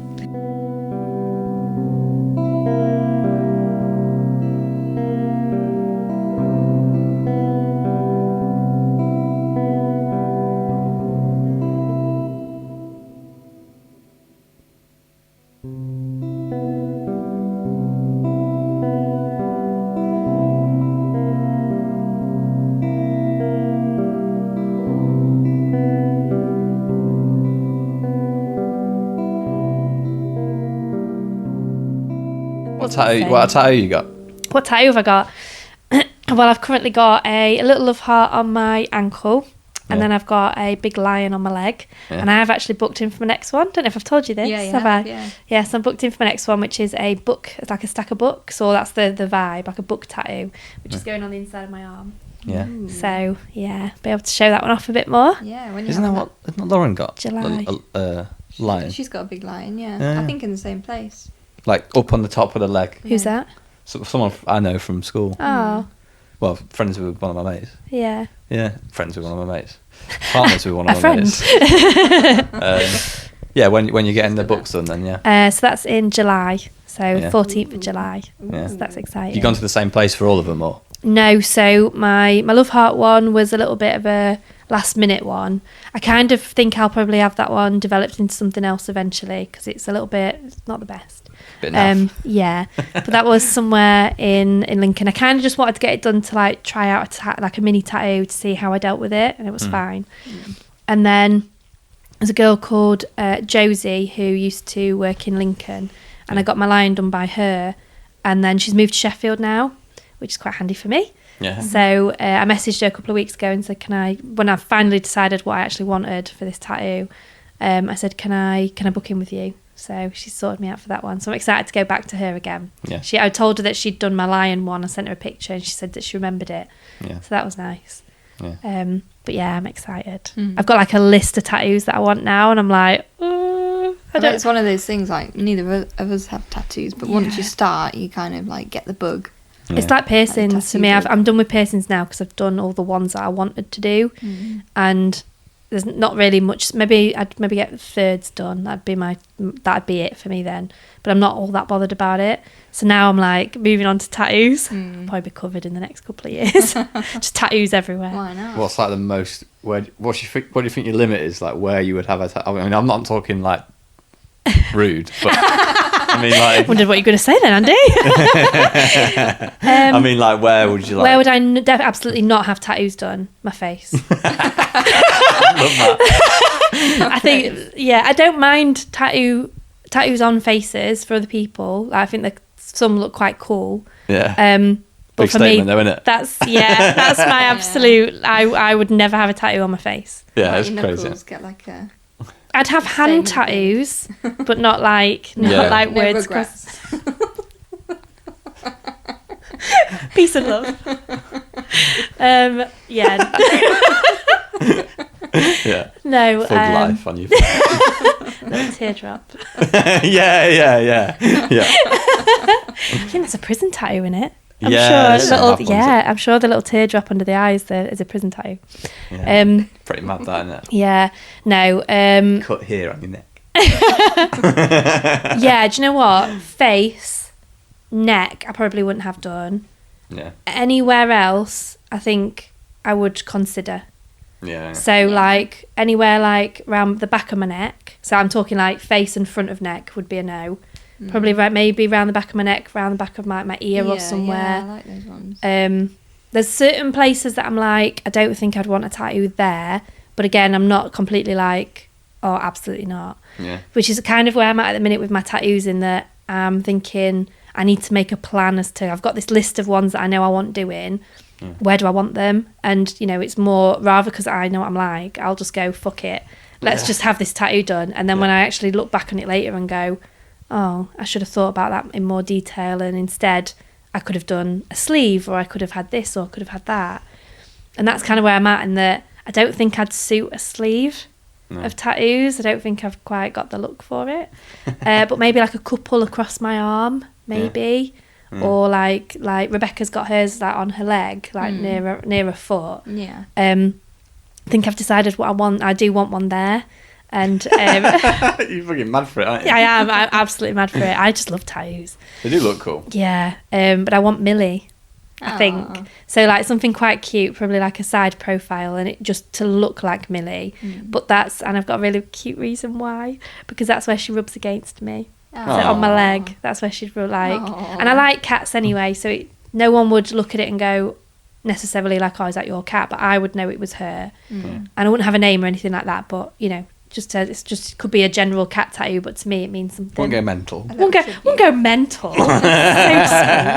I just love tattoos. I don't know what it is. I think there's something so creative about it, and that you can tell a lot about somebody by what they've had inked onto their skin forever. But I did see something on TikTok yesterday actually, which I thought was cool, and this guy has like certain parts of his body, he has like a honeycomb template put onto it. So say it's on his leg, he'll have like big honeycomb things, and he'll get different tattooists to fill in a honeycomb.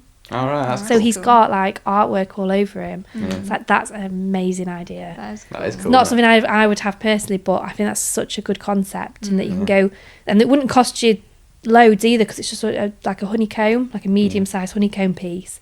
But there's all these different bits and bobs all over him, done by loads of different artists, or like tattooists. I think that's Hugh's so got some cool ones, hasn't he? Yeah. You seen Hugh's astronaut one? That's cool. No, I don't think I have. Got like an astronaut on his arm. That's really cool. Oh, like wow. that. I can't imagine having one myself, but like, I do like them. But I just don't know if I think I'd like the idea of it. What puts you off? I don't know. I mean, Is it the thought of needles in your skin? I don't think so. Is it the fact it's permanent? Yeah. And you might change your mind. Yeah. So a really good tip that my dad told me, which I did before I got my lion tattoo, and I actually waited 2 years, I think, 2 or 3 years. I know I had it up for a while. Was that I found a style that I liked the idea of a design. I printed it off, and he said, if you can put it somewhere prominent where you'll see it every day for a year, and you're not sick of it by the end of that year, you know, you should get it tattooed. Yeah. And I had it up on my uni notice board. I moved every year at uni, but I had it up on a notice board for at least 2 or 3 years before I then. In fact, I had it up longer because I only got that done a couple of years ago or so. Yeah, maybe like 4. like it. So I knew that I loved it. mainstay. Obviously, she did a different design for me because she'll take my book one. I've given her a template of kind of what I want. I've told her what I like about it, what I don't like about it, and she'll design me something. So it'll be unique. But I know that I've seen that picture quite a few times now, and I'm like, yeah, I love it. Yeah. So I've had it on my, I have a Pinterest board that's just full of like tattoos and stuff that I'm like, I need to decide on one, print it, put it somewhere, and then decide if I want it. I like the one that the guy from the Chili Peppers has got. Like the main guy from the Chili Peppers has got like, it's like a Native American stuff. Oh yeah. It looks really cool. That's cool. I wouldn't have it myself, but it does look. Yeah, it does look cool. Like, yeah. just don't think I'd have it. I don't know. It's just something about it. I don't know. I would rather just put it on the wall, I think. Yeah, just have it as a piece of art. Then I can change it if I get sick of it, but I suppose it's, you know. Honestly, I've never felt so cool as to when I had my tattoo done. Yeah. I just wanted to show it off to everybody. Yeah. But then at that time, because it was a really big tattoo, it took 4 hours to do. Really? Yeah, and I did it all like obviously in one sitting. She gave me like a 15-minute break in between. But when I'd had it done, I was like, oh my God, like I've got this cool tattoo on me now. I'm part of a group of like people with tattoos. Like I'm part of that gang now. Mate. Yeah, I'm a badass. And like people get saying to me like, oh, how long did it take and stuff? And I'm like, I don't know. I feel like I'm part of something. Yeah. And I'm like, oh, this is cool. So now I know I'll get that feeling. It's like that rush, and that's what I'm excited for. Let's see it turn up like one day. You're gonna turn up like loads of tattoos on a bike with a leather jacket. Biker chick. You know what I mean? It's got to be a Harley Davidson. Yeah. Little cruiser. Yeah. But yeah, I don't know. It's just I'm excited for that feeling. I'm really nervous about getting it because I know it hurts. I know the pain. Yeah, and what's funny is I hate needles.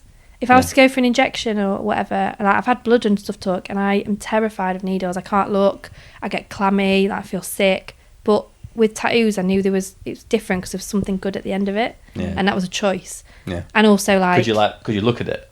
Yeah. Well, I looked at her doing it a little bit, but I had said to her at first I don't like needles, so I probably won't look. But then by the time sometimes you can't see anyway because that was on my leg, so her hand was in the way and stuff. Yeah, and they got like tissue, like they're constantly dabbing it. Yeah, she'll always be wiping it and stuff. Yeah, and then when she did the line work, and I took her because that's when she did the line work first, and then she gave me a little break, and because I've got quite sensitive skin, my skin had swollen a little bit and it was really red, and she was like, I'm gonna have to just let this chill a little bit because if it don't go down, I won't be able to continue. So I was like, please, I don't want to have to do it again. And then she came back and it was all good and stuff. But I took a picture of just the line work, and when I kept it on my Snapchat, and I've saved it. When I look back, I'm like, I'm such a badass for having done it. Like like my mum always says, I never thought you'd do some of the stuff you do, like learning to drive, going to uni. She was like, but tattoos, didn't think you'd ever like do stuff like that. Yeah. I'm like, yeah, I like to prove people wrong. Oh yeah. I like to throw in a few surprises, keep people on the toes. Yeah. So you like reading them? What kinds of books are your favourite kind of books like? So I love like crime and thriller stuff quite a bit, but then on the opposite end of things, I like a good like rom-com. Yeah. So I love there's an author called Lindsay Kelk who is originally from, I think she's from either Doncaster or Sheffield. I can't remember which one she's originally from, but she lives in America now. And I got to meet her last year. Oh my God, I was so excited. Yeah. And she does, it is more like rom-com stuff. She writes children's books now as well. But I know that if she's bringing a new book out, she's got one coming out next month, which I've pre-ordered, I know I'm going to love it. So I'll just pre-order it. I don't even need to read what it says on the back or what it's about because I know I'll love it. Really excited for it. Yeah. But then I have to mix that up with more like thriller type stuff or crime or something that's just a bit more juicy because I get bored of one particular style. And I really like obviously I love Harry Potter, so I love the Harry Potter books.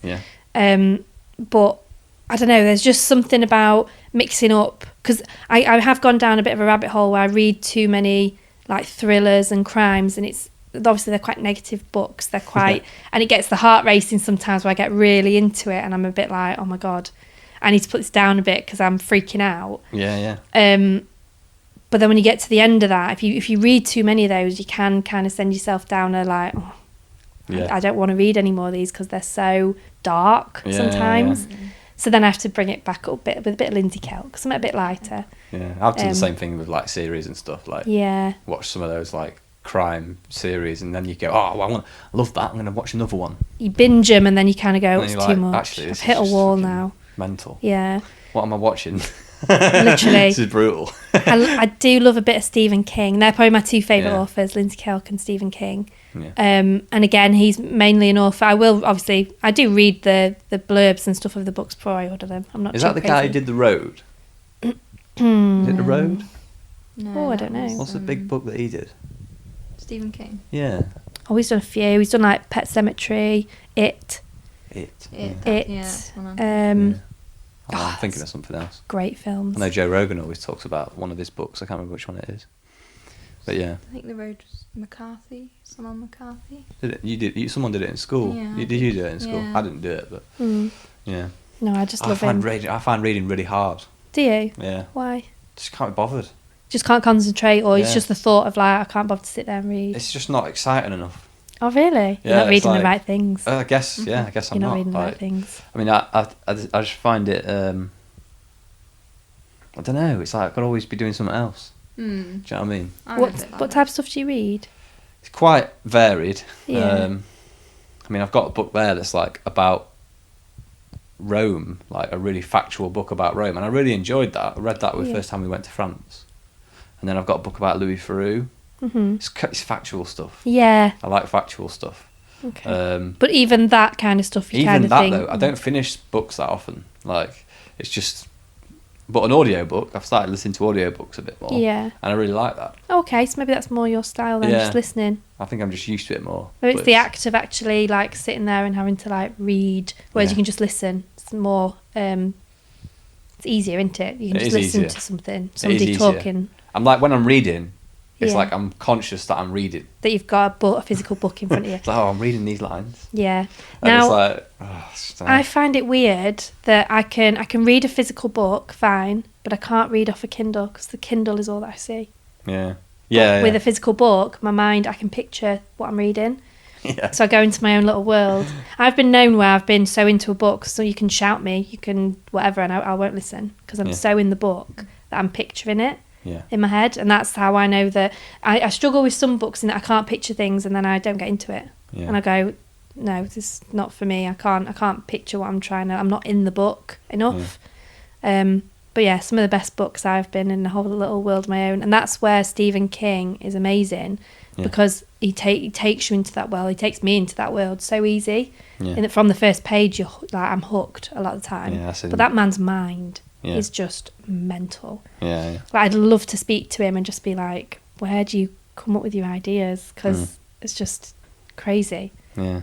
Like, actually, to be fair, one book that I have read it's still factual, but it's like, you know, George Orwell does like 1984 and that. Yeah. One of his really early books it's called like Down and Out in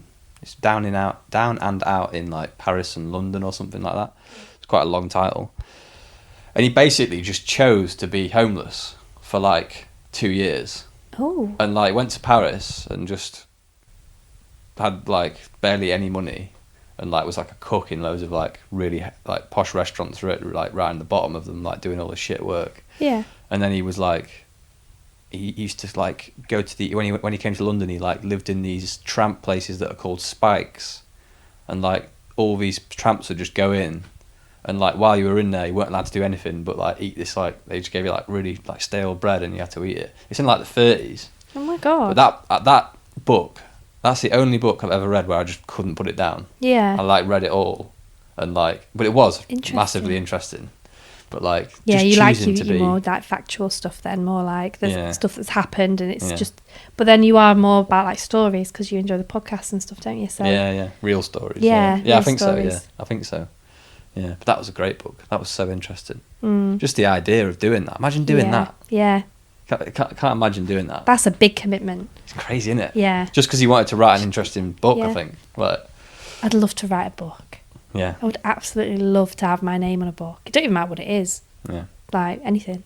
Just picture book. Why not? Stick my name on it. Do a word search book. It's got my name on it. It's a book. Right. That's all I want out of life. Can't imagine. I don't know where you'd start with a book. I have no idea. Yeah. No idea. That's why I've not written one yet. Because I don't know what to write. Where do you even start? Oh man, it must be hard. Like, yeah. It's like I don't know with a book like how you know where you are because it's just so. Do you know what I mean? Like you have to read it. Yeah. It takes you a long time to read like. Oh, just a bit of a book. Just like a couple of chapters or something. Yeah. Well, that's what I always wanted to do. I always wanted to go into publishing. So be an editor or something. So I would read people's like manuscripts or books or whatever, and kind of then go like, oh, this is good, it's bad, or it needs tweaking here and there. And I do it when I'm reading normally. I'll pick out faults where there's spelling mistakes and stuff. Yeah. I'll go, well, that's spelled wrong. Yeah. And I just naturally do it. Obviously, when you're reading, you pick up on it, don't you? But I enjoy doing that. Like it's weird. I used to like proof.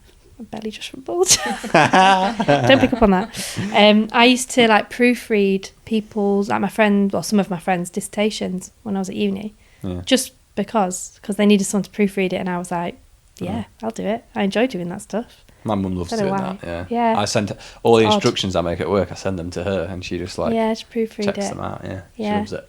Yeah, it's like don't know. It's useful to have to know someone like that, because I'm the opposite. Like I hate reading basically. Yeah. So like whenever I've written something, I can't even be asked to read it again. It's just like I'll send it to someone else. Yeah, let them identify it. They can proofread. And she enjoys seeing all the little errors and coming back to me and go, you spelt this wrong, don't you? Like, yeah, I knew that. That was a curveball I was throwing in for you. Yeah. See if you spotted it. Yeah. It's weird. Yeah. Yeah.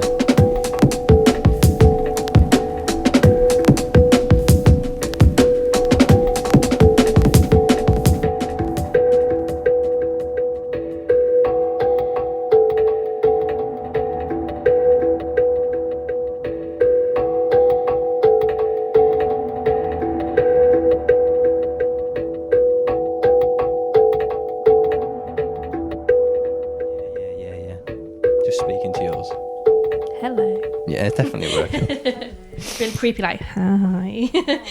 What about, I was going to ask you, this is a bit of a weird one because I haven't asked anyone this yet, but what do you think's gotten better and what's gotten worse since you were born in the world and like your life? Everything is better, obviously, because I'm here.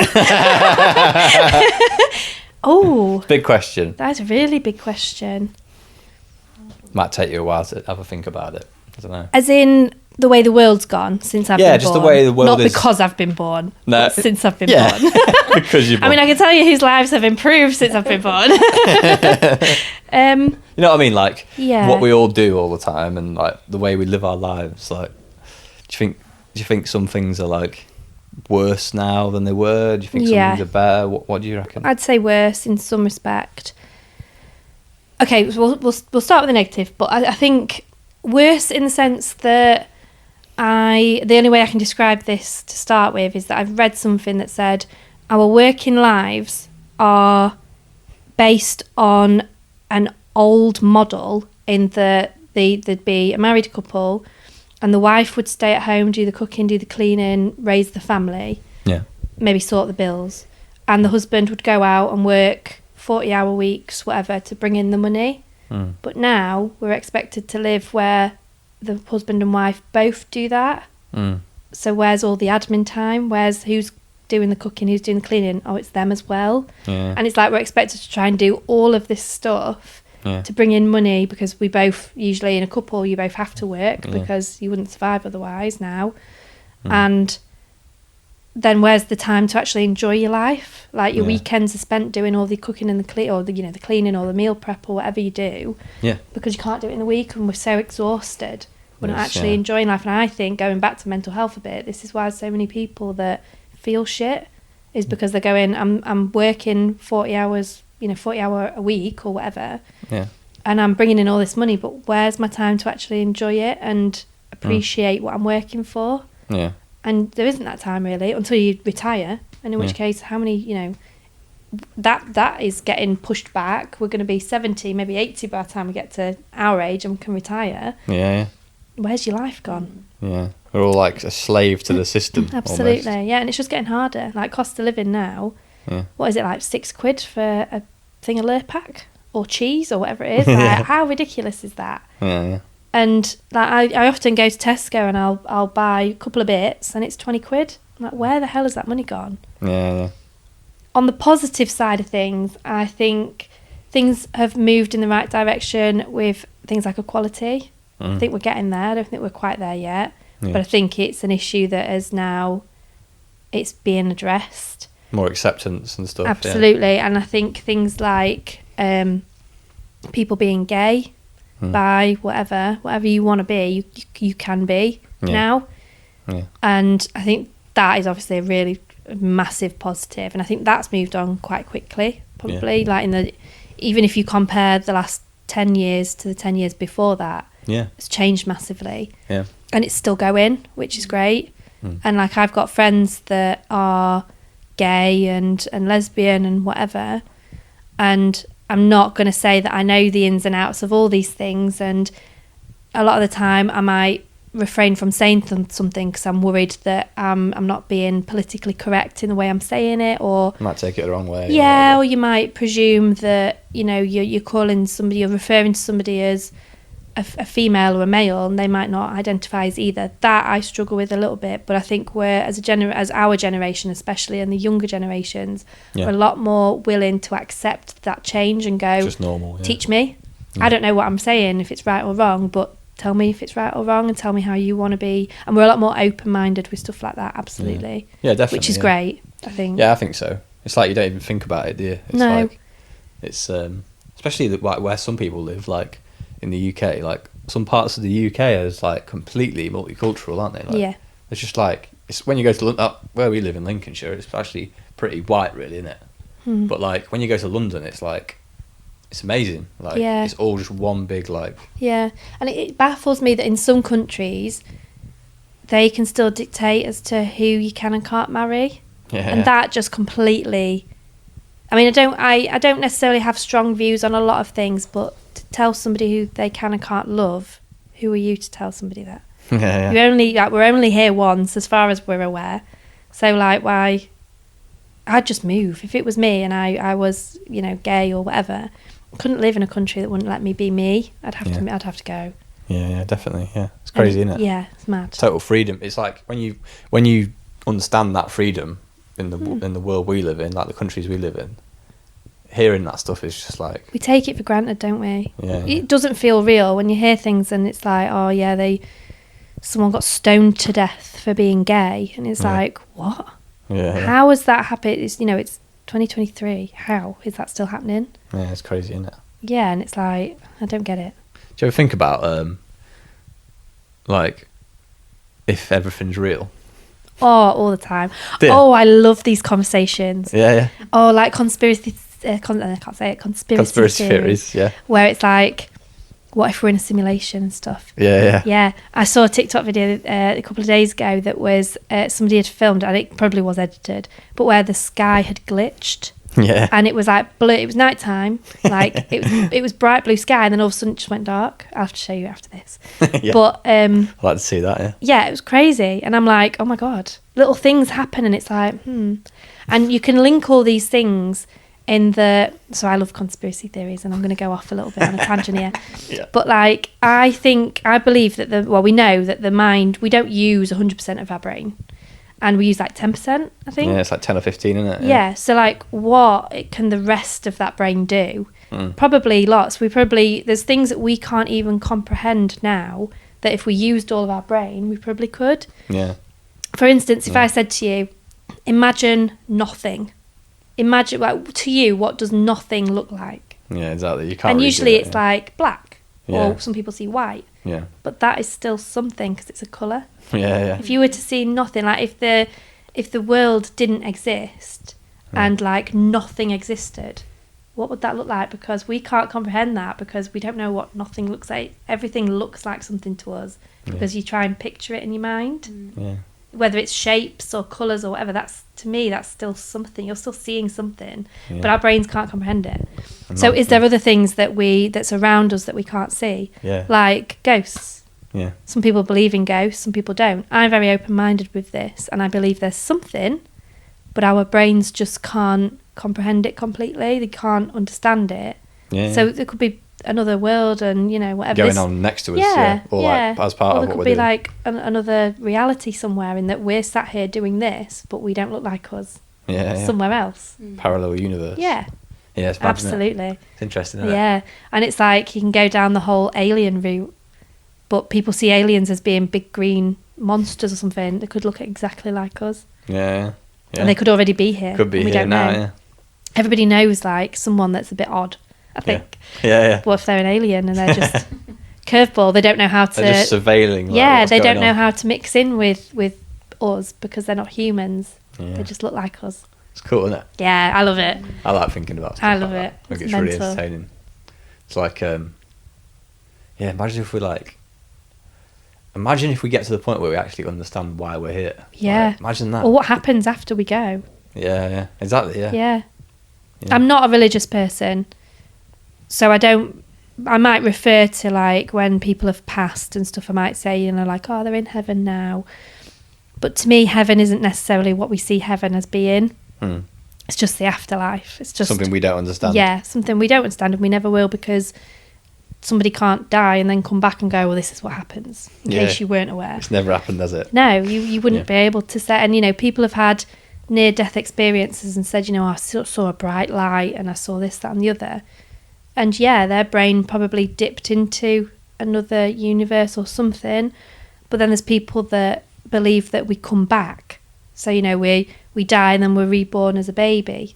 And it's like, that could happen. You know, we don't know, and we can laugh at it and kind of go, that's not true, or that's, you know, that's weird, but we don't know. Can't prove otherwise. No, we can't prove that that's, you know, and we could just die and that's it.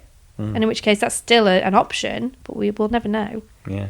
That I find fascinating. Scary, but fascinating. Cool to think about, isn't it? Yeah, and that one day we will find out. Yeah, we should be able to find out. Yeah. I don't see why we wouldn't. Yeah. Yeah, it's crazy, isn't it? I wonder if we'll ever create something that's like the same as us, like as clever as us. Well, robots are kind of going that way, aren't they? Yeah. They can sort of think for themselves a bit now, and That's scary, though, isn't it? yeah, Imagine that. which reminds me of iRobot. Yeah. Will Smith getting battered by. Yeah, could happen. happen. You never know. Could happen. I mean, I've got like an Alexa and stuff, and mine just randomly goes off. Yeah. I was wondering if I'd just set yours off if you've got one, but yeah, it'll just Yeah, randomly that go would do. off and just say something, and I'm like, oh, it's just a glitch, but It's listening all the you time. don't know. Yeah, they are listening because they're always waiting for their name to be said. Yeah. So it's always listening. I find that fascinating, Creepy. all that sort of stuff, and where that's going. Like, that's going to be. I don't think we'll be able to even understand it soon. No. Like, we won't even understand how it works. Like, it'll just be conscious of its own. Like, Yeah, and this is what I kind of find interesting, is that we can create things like AI, but then we can't figure out, like, I mean, you probably have it where like your TV crashes really easy.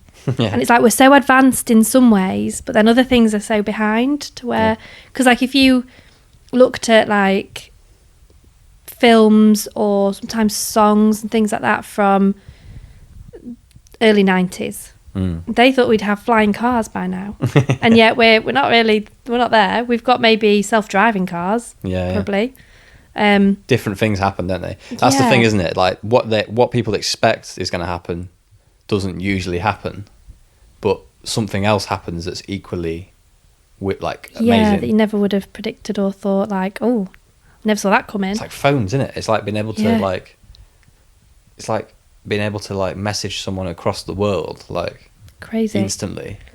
I find the internet a really strange concept. If I think about it too much, I kind of go, oh no, it's creeping me out. Yeah.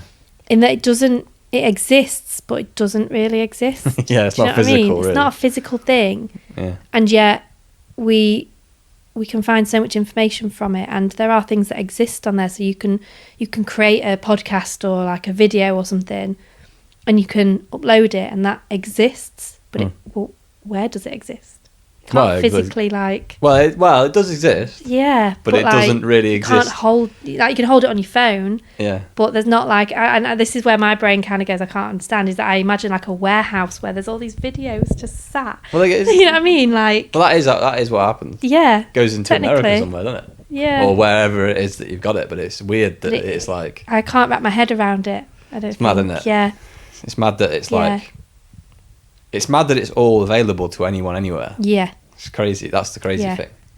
And it's, yeah, I don't know. It's like, I wonder if there'll ever be like another internet. It's like, oh, well, that was the old internet. Yeah. Turn was that one off. That's the rubbish one. That just tells you random facts you don't need to know. Yeah. And then this is Crazy. the brand new one where you can do whatever. Yeah. Oh man, it's crazy. Yeah, Yeah. it is weird. And like when I think back to the internet and stuff that's happened, like things, how it's changed. So like back in the day you'd have like MySpace and Bebo and things like that, and now we have like Instagram and stuff, like and that's their actual jobs now. Like people can be YouTubers and they can be influencers and stuff. Yeah. Where's it going to be in another 10, 15 years? It's going to keep changing. Weird. Isn't it? It's funny how like people thought, I was thinking about it last night watching someone on YouTube with my mate, and I was like, oh yeah, talking about it, and I was like, yeah, it's mad that like people used to take the piss out of YouTube, like, oh, you're a YouTuber, like, It's not a proper job. how is that a and- job? But yeah. now it just makes complete sense. Yeah. It's like, oh yeah, people can start up doing whatever they want to do, Oh yeah. and if they find a following, Yeah, and That's it. it's part of that thing of you can be whoever you want to be. If if you do it right. Yeah, and if you do it right, you can absolutely be whoever you want to be. And if it's in all interesting to respects. people, like, yeah, you can do whatever you want to do. And I am quite like jealous of like, because we watch Zoe and Alfie, don't we, on YouTube? And we both do, not together. But we coming round, we're watching Zoella. But we like I see them and I see that they've built something from nothing, and I'm like, oh, imagine having the life they have now, and that they've created their own brands essentially, and they can just choose what they want to do. Like he has his own clothing company, he's now merged it into like a coffee company. She has her whole brand, it's all her website. She can do, you know, like she can go in conjunction with other businesses and stuff and other brands to create whatever she wants. So she can choose that because she'll be getting offers left, right and centre. Yeah. I just find that so cool. But cool, they have built it from nothing. Hers was a blog, really, wasn't it? Yeah. And then she's built it into YouTube and then took it further. Yeah. But it's cool that people manage to do that stuff. Yeah, they've both done all sorts, like selling their own merch, and he did a podcast for a while, and crazy. It's crazy. I suppose it comes with a lot of stress though, doesn't it, that kind of thing? Oh, yeah. Imagine how busy their lives are. Yeah. But also they have the freedom probably to choose their own work because they've got people that work for them and can run it for them. Got the brand, probably. haven't they? Yeah. Got their name as a brand, so it's like they can kind of do what they want in Let a way. it run itself. Yeah. It's weird. But yeah, I do find technology interesting. Like Mad, my phone is my brain. Like I don't remember things anymore. Yeah. I don't do calculations for myself anymore. Spelling, innit? It's like when you're writing emails and stuff, like you just don't. I rely on it for so much. Yeah. And like maps, we use it for. It's a map. It's, you know, you can you can search the internet for facts. You can buy stuff online. You can sell it. Like I use my notes app more than anything. Like that just is my brain, or like my calendar. Makes us more lazy, doesn't it? Like it absolutely does. Yeah, it really does. I mean, it's so handy. Yeah. But at the end of the day, it's probably not doing us any favours either. I read that. I was listening to something recently, and they were saying like one of the like theories of why people have like a lot of younger people now have like mental health issues is because so much of our lives is like done for us by technology and like systems. We don't have to struggle to do anything anymore. No. So basically what they're saying is we've got an inherent like need for struggle. Yeah. Like pain and like hard work, like something being hard. Yeah. And we can't deal with it. Yeah. I think that's that's on the nose, like what the problem is. Yeah, that's a really valid point actually. Yeah. I mean I might be wrong, but it just when I heard it I was like, that makes a lot of sense because it's kind of problem, can you phone solve it, and if not, what do I do? Yeah, what do I do? Where do I go Never from had here? To do this before. Never had to think for myself or Yeah, I do. I think in a way probably our generation might have some people will have just scraped by from being affected by that. But I think the younger generations, they've, you know, if you said to one of us, like, make the hand signal for a phone, you do your thumb and your little finger, don't you, and you put it to your ear, they just do their whole hand like an iPhone and put it to and it's those types of things that, like, yes, you know, everything changes, technology changes and stuff, but they've known no different, whereas we have. I mean, I remember when my primary school first got computers. Yeah. And being like, and we got our computer at home. We never used to have one. It wasn't a given. We were quite late in getting one, actually. And all my friends had them at home, and we were like, we don't really need one. But then, you know, we got one, and whereas some kids will grow up and that's the norm. Yeah. Is, you know, or some don't even. I mean, we've probably gone past computers now.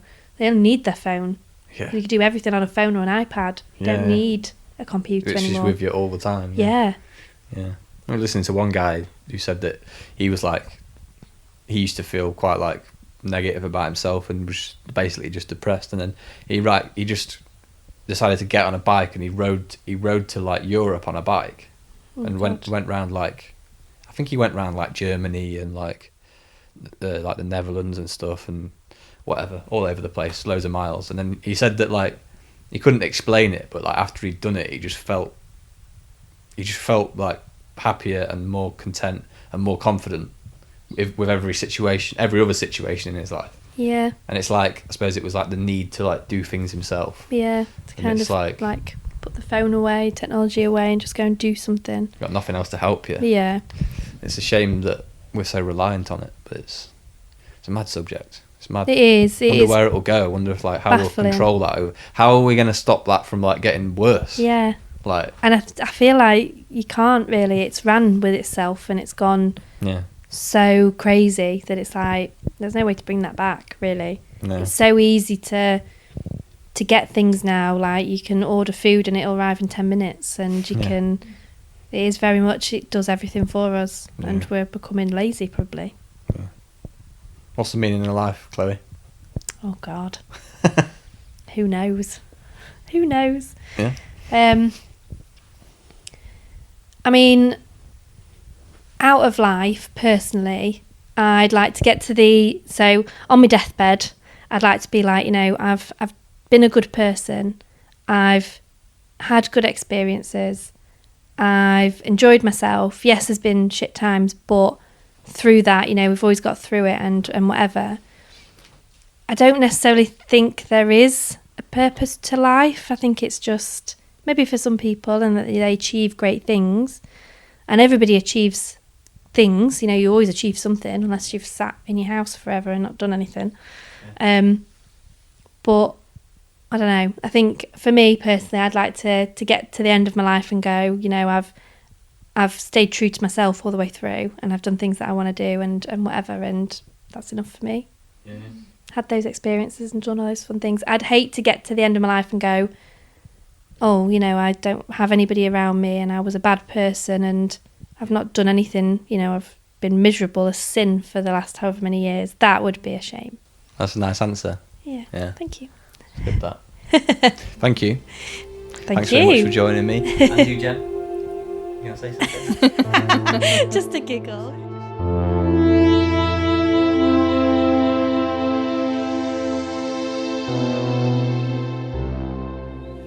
Hey up, thanks for listening to that episode. Enjoyed talking with Chloe, and nice to have Gemma involved in that one too. Join me again for another one in the future. See you again in a bit.